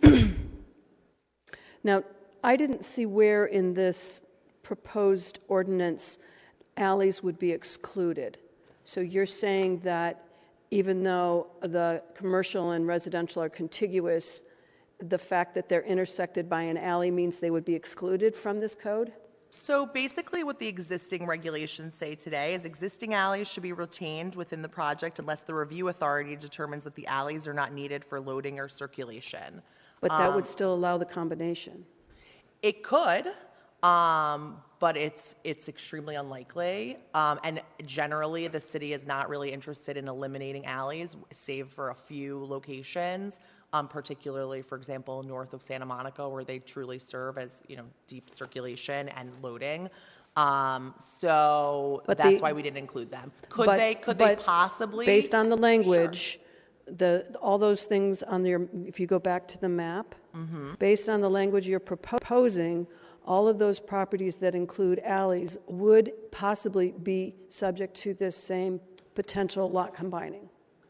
They certainly could request. Okay. So in short, all of Santa Monica Boulevard there that's not colored in would be colored in. I just want to reiterate the city is extraordinarily unlikely to allow the vacation of an alleyway because they have a number of important uses. I appreciate that, but we're being asked to make a determination that includes that language. So I just want to be clear, if it includes that language and that would incorporate all of these properties, in order for me to make my decision, I want to make sure I've got the right information. And so you're telling me that, in fact, all of Santa Monica Boulevard would be incorporated in this language? No, not all of Santa Monica Boulevard. There are a number of locations on Santa Monica Boulevard where the commercial is commercial only. There are a number of locations where they're not directly adjacent to R3 and R4. So it wouldn't be this entire, it wouldn't span the entirety of Santa Monica Boulevard. Basically, that entire chunk. Yes, okay. There's a large chunk that's not colored in right now that would be. Okay. Okay. Thank you.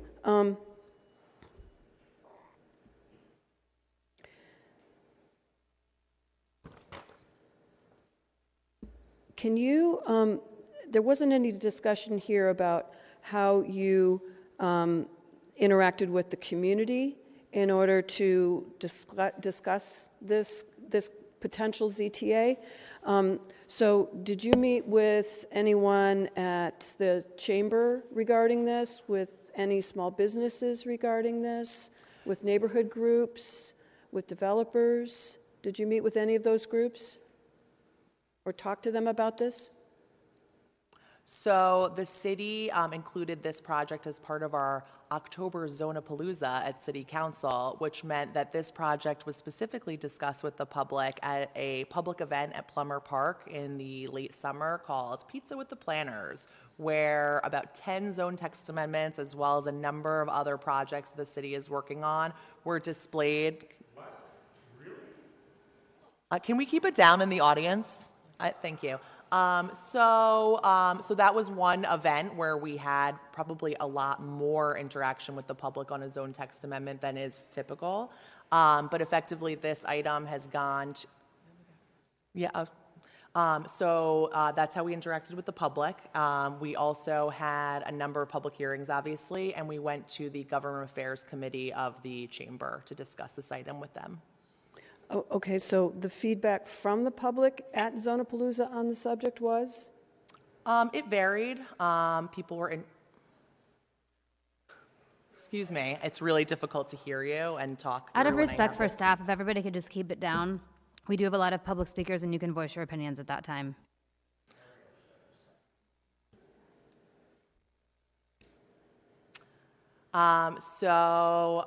Yes, we did have a number of comments from the public. Okay, and so small businesses? We didn't specifically target small businesses aside from going to the GAC, which is how we typically interact with the business community in West Hollywood. And okay, and developers? Who were the developers did you discuss this with? I spoke to a number of people who had called me about questions as to what the status of this item was, but I didn't seek out developers to talk about this specific item with. Okay. I think that's it for my questions for now. Thank you. Any other questions for staff at this time before we move into public comment? Bueller? No? All right. With that, we will move into public comment. We do have a number of speakers. I'm going to limit speaking time to 2 minutes per person. Please, again, state your name and city of residence when you come up to the podium. Greg Pert, followed by Steve Martin.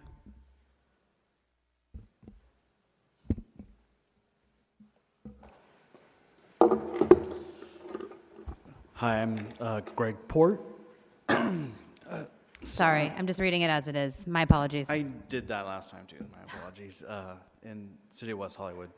I just want to address this. I'm actually not sure what problem this is solving. Quite honestly, I think it's actually creating problems, especially in residential neighborhoods.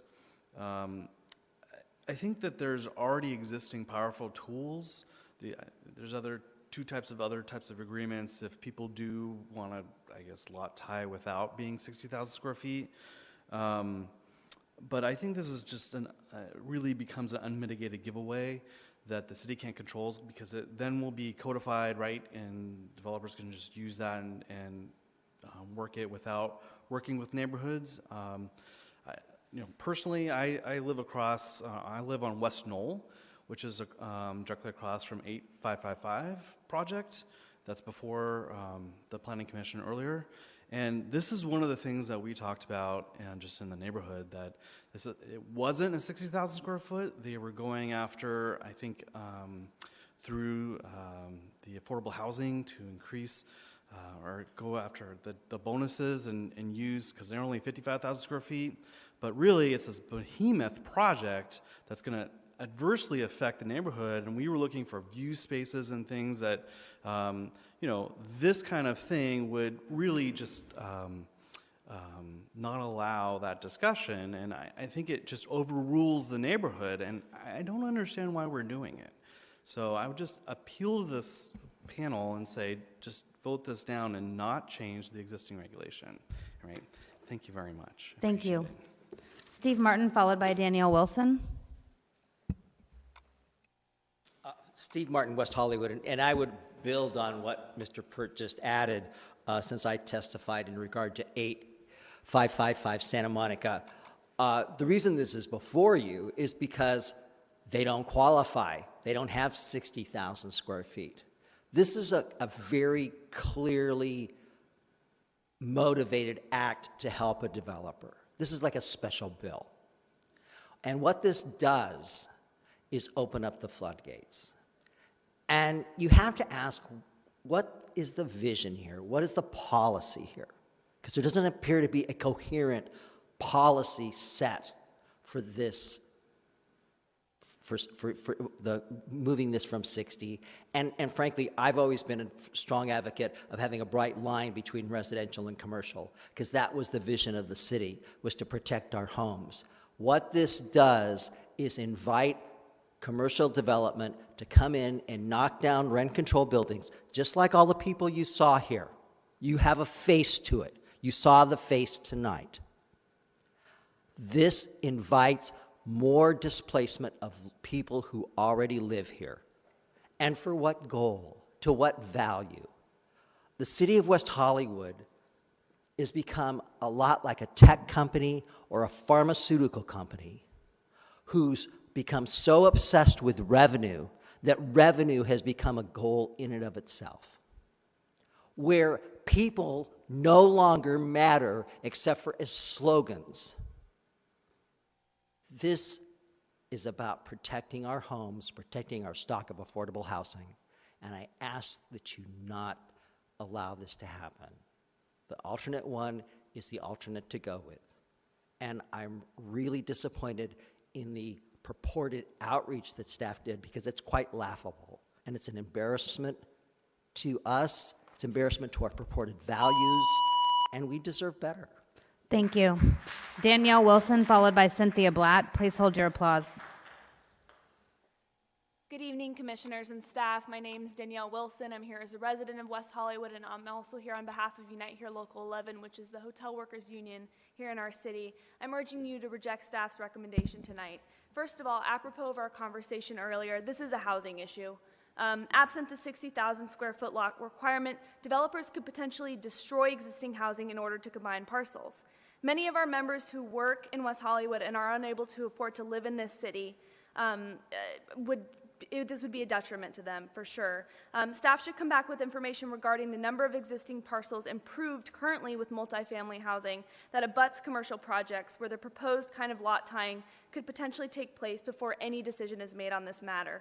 Second, council and this commission have repeatedly called for an amendment that would preserve the city's ability to develop appropriately scaled and sustainably designed mixed-use projects. In the past, pending and approved projects seeking relief from the lot size requirement was subject to the city's discretion to condition projects to maintain neighborhood compatibility and keep the integrity of the existing residential zone.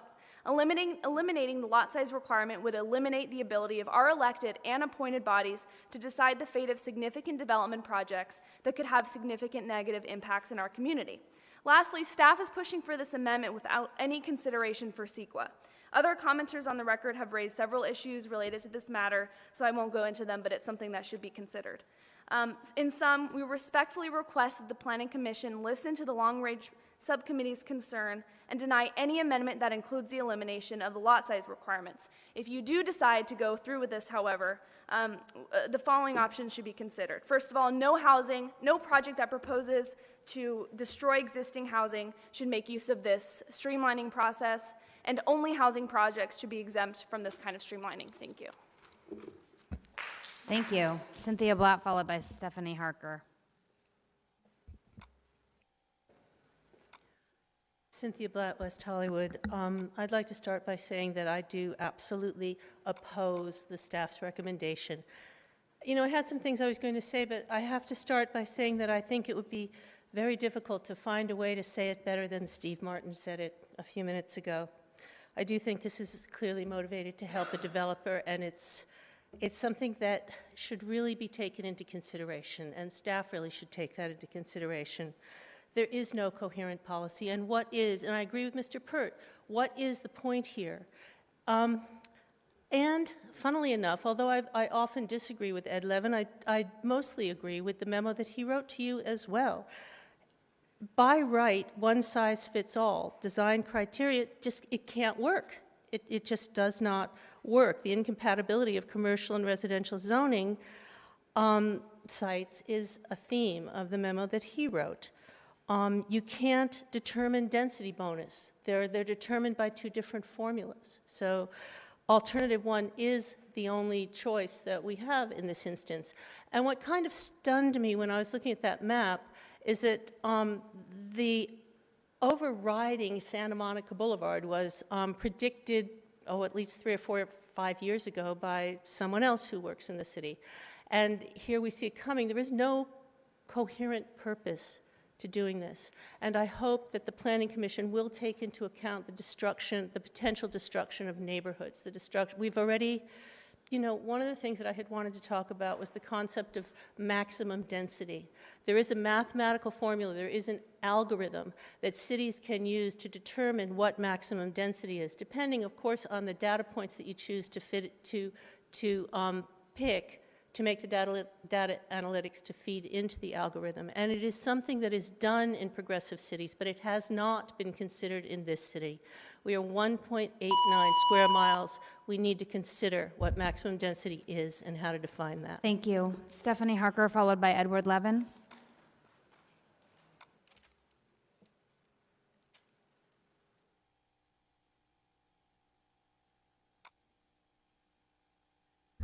Stephanie Harker, City of West Hollywood. I concur with most of what the previous speakers have said, and we do feel like this is a huge benefit to developers. I'm thinking we should start giving them benefits when they make entirely solar buildings.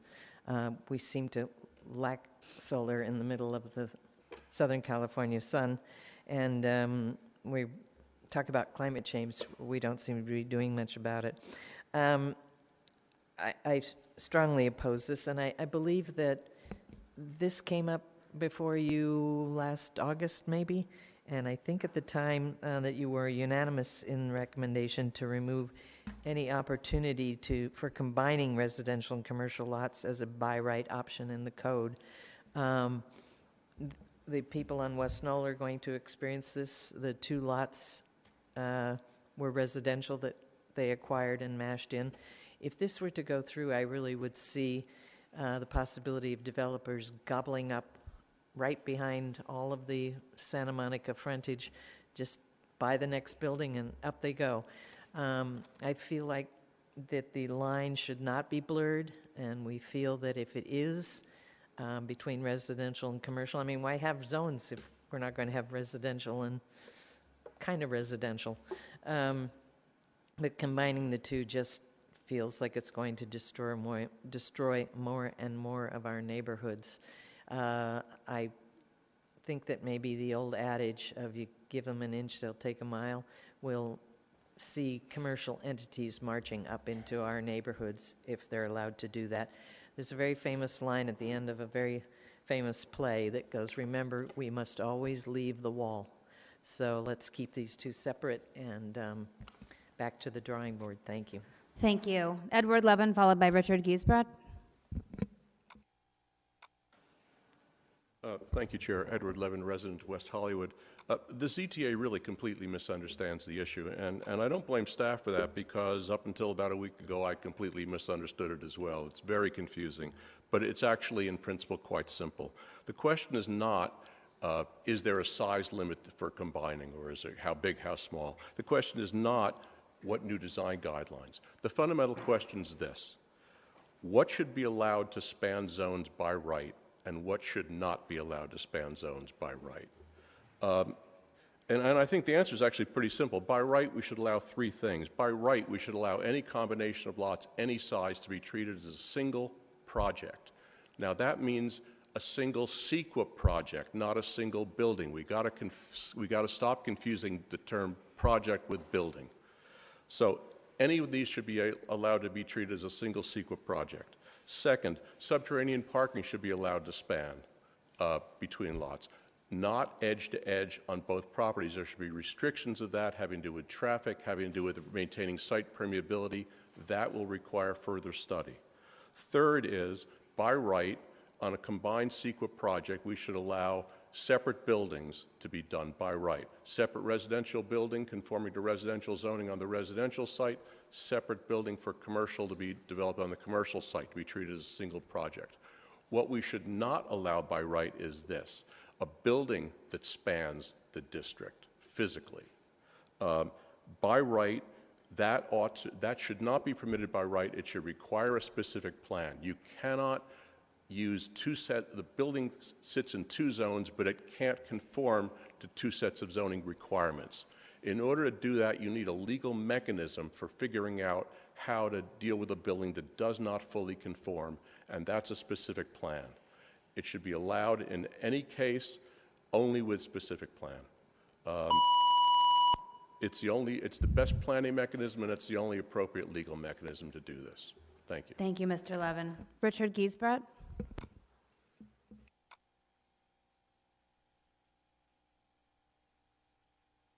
Richard Giesbrecht, resident of the city of West Hollywood.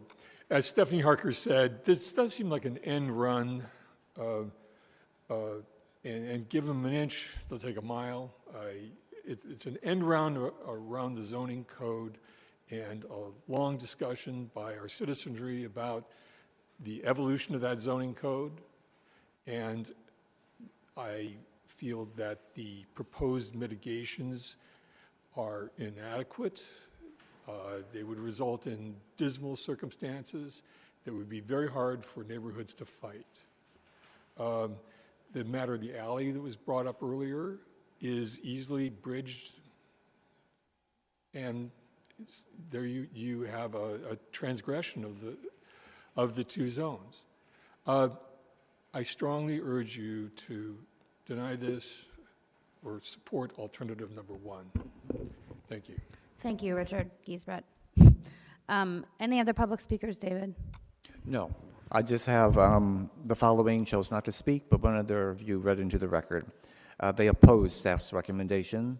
Virginia Glick, Kimberly Copeland, Susanna Lagudis, and Kathy Blavis.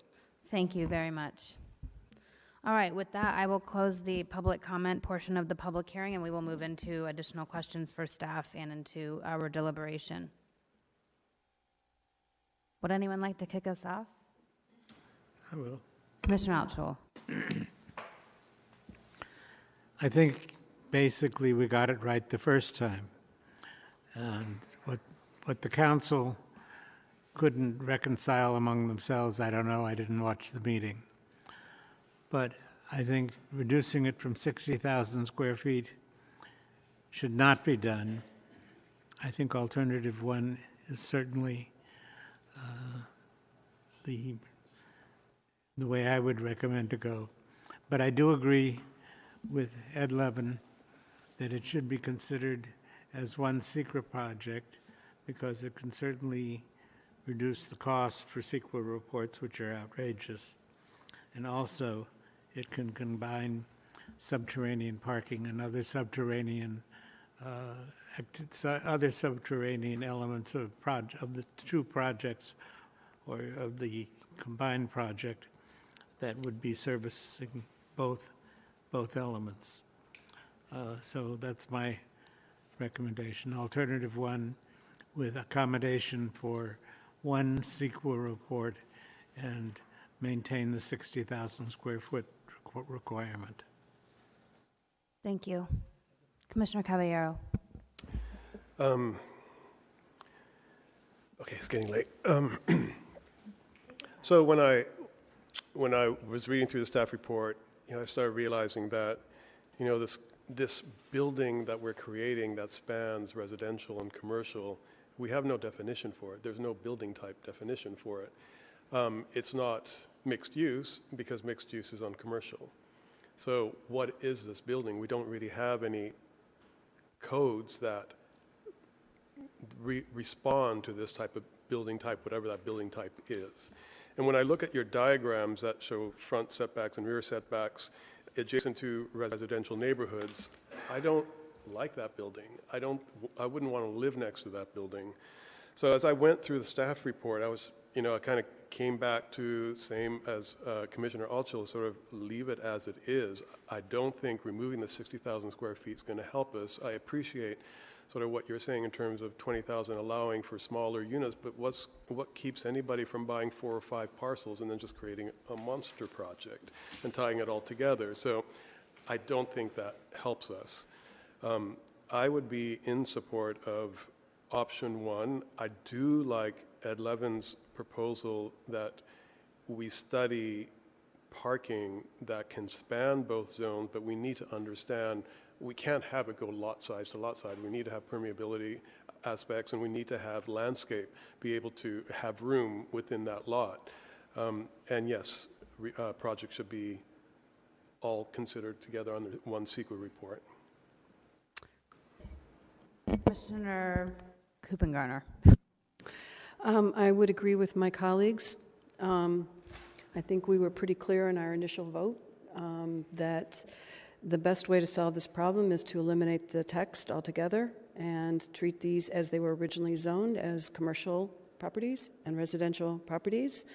It's within the existing CEQA. If you want to do a project that involves more than one property, you're already allowed to do that. We don't need to do anything to make that happen.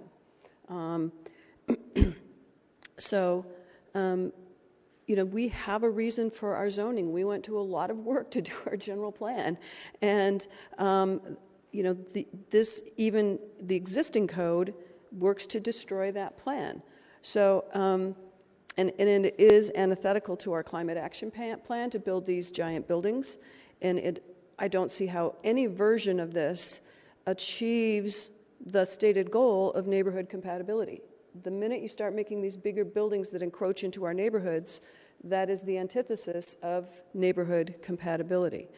And I'm especially opposed to the idea of saying, okay, sure, we'll take away all of the limitations and allow it, and we'll leave the future, the design standards to some future as yet unhired urban design studio. And I think that just really is, as I think my colleague here just articulated, that just leaves a big gaping hole in where we're headed. It's an undefine thing that we're saying we'll define in some date uncertain future. And it would certainly be my recommendation that we approve alternative 1, which was our vote from however many months ago. Thank you. Commissioner Buckner? Yeah, I think we got it right the first time. I agree with our fellow commissioners. And I do want to sort of acknowledge that staff was just doing what council directed them to do. This wasn't, it was an exercise to try and please council, and because they had to make these changes, it had to come back to planning. So it's back here. We're looking at it again. We're listening again to the public. And I think that I would be supporting alternative 1. I agree with you that I don't think we need to change anything at this point. Commissioner Bass? I'm completely persuaded by the fact that this has never been used, even though it's been on the book for years and years, that they've all come through specific plans. That's why I asked that question, because I don't think it's being used, and I don't think the solution is to make it easier for people to do this. We are just a recommending body, and so if the council disagrees with our recommendation, by all means, they're the elected officials, and they have every right to override what we have to say. But I think we were unanimous last time, and unless the chair disagrees, then I think we will be again tonight, because I would support alternative 1. Great. Well, you're making my job really easy. I have a ton of comments that I wrote down, but I think they've been adequately covered both in public comment and by my colleagues. We did vote unanimously on this, did we not? I'm going back through my notes, and I usually write it down, but I don't see it there. I'm not going to hold you to it, David. Sorry. You're like, what are you talking about? Okay. So I did look at my notes, and we were unanimous. Okay, great. Thank you for confirming. I think it's just, I stand very adamantly by our, and not my, but our decision as a body originally, which was that we would opt for alternative 1.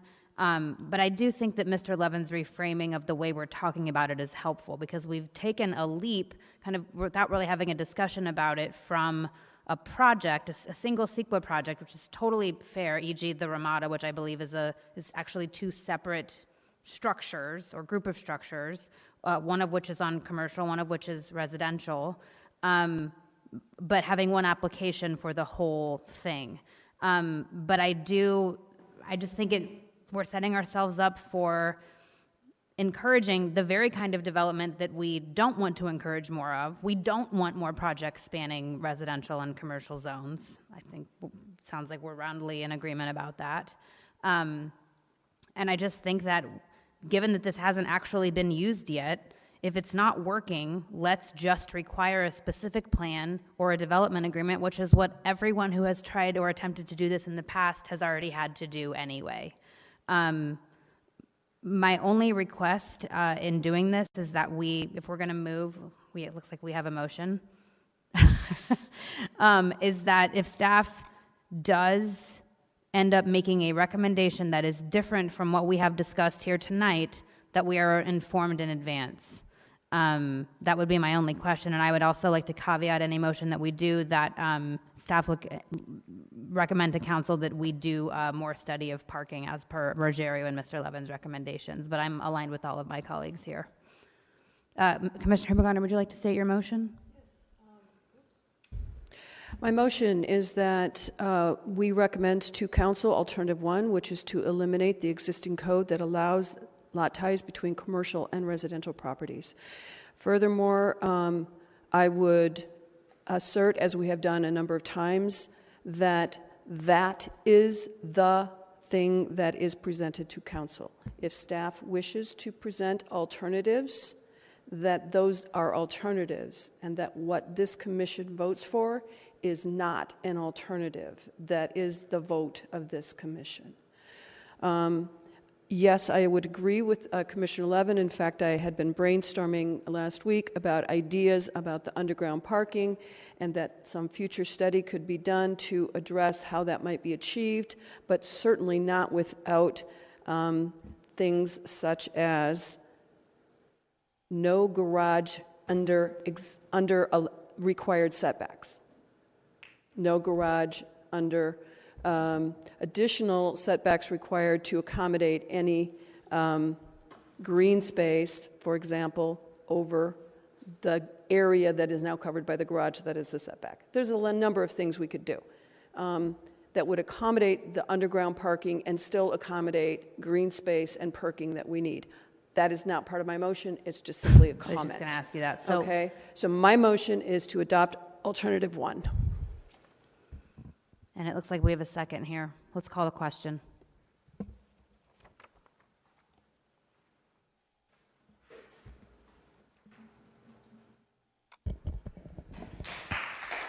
And the motion passes unanimously. There's no appeal process. This is a recommendation to City Council. Great, thank you. Moving on, item 11A was new business. That was moved up to our first item, so we've passed that. Item 12, there is no unfinished business. There is no excluded consent calendar. Item 13, do we have a planning manager's update? Bianca, you're so lucky in that regard. All right, 14A, there is none. Item 15, public comment. David, are there any public speakers? We do have one, Richard Giesbrecht. Okay, great, thank you. It wasn't clear that one could speak with regard to the exemplary design matter, and it would have been helpful if that were stated earlier in the meeting. Fair enough. As I understand it, is there the ability for the public to speak on a new business item? Under every agenda item, the public can have an opportunity to speak. That's our bad, Mr. Giesbrecht. Duly noted, and we'll make sure going forward that those items are noticed as having public speaking opportunities. Okay, I appreciate that because. Would you like to speak to it? Could we allow him to speak on that item at this time? I will hold my comments tonight, but I just simply wanted to raise a point that had I known it was possible, I would have prepared for it. Thank you. Certainly, and totally fair. My apologies. Thank you. Any other speakers, David? That is all. Great, thank you. Any items from commissioners? I only have one, and that is that please make sure that you look at your maps for projects that are before us. We had a hairy situation that we narrowly averted earlier this evening. So just make sure you look at your maps. If you have questions about the radius and whether or not you fall within it and what applies, please direct those to staff as soon as possible. I have one. Oh, go ahead, Commissioner I'm Bass. sorry. At our May 2nd meeting, we celebrated our chair's birthday. You were all kind enough to acknowledge my birthday on March 21st, and I would just like to acknowledge that yesterday was Commissioner Buckner's birthday. Oh, well, look at that. Happy birthday. You weren't going to get off easily on that one. All right. Well, with that, if we don't have anything else, I will adjourn this meeting. Note that our next meeting of Thursday, June 6th, which was originally scheduled, was canceled for celebration of Christopher Street West. I hope that you will all be in attendance there. I hope to see you there at any level of sobriety or not. And we will see you here on Thursday, June 20th. There is a chance I will be out for work, but I expect to be here. Thank you for coming tonight.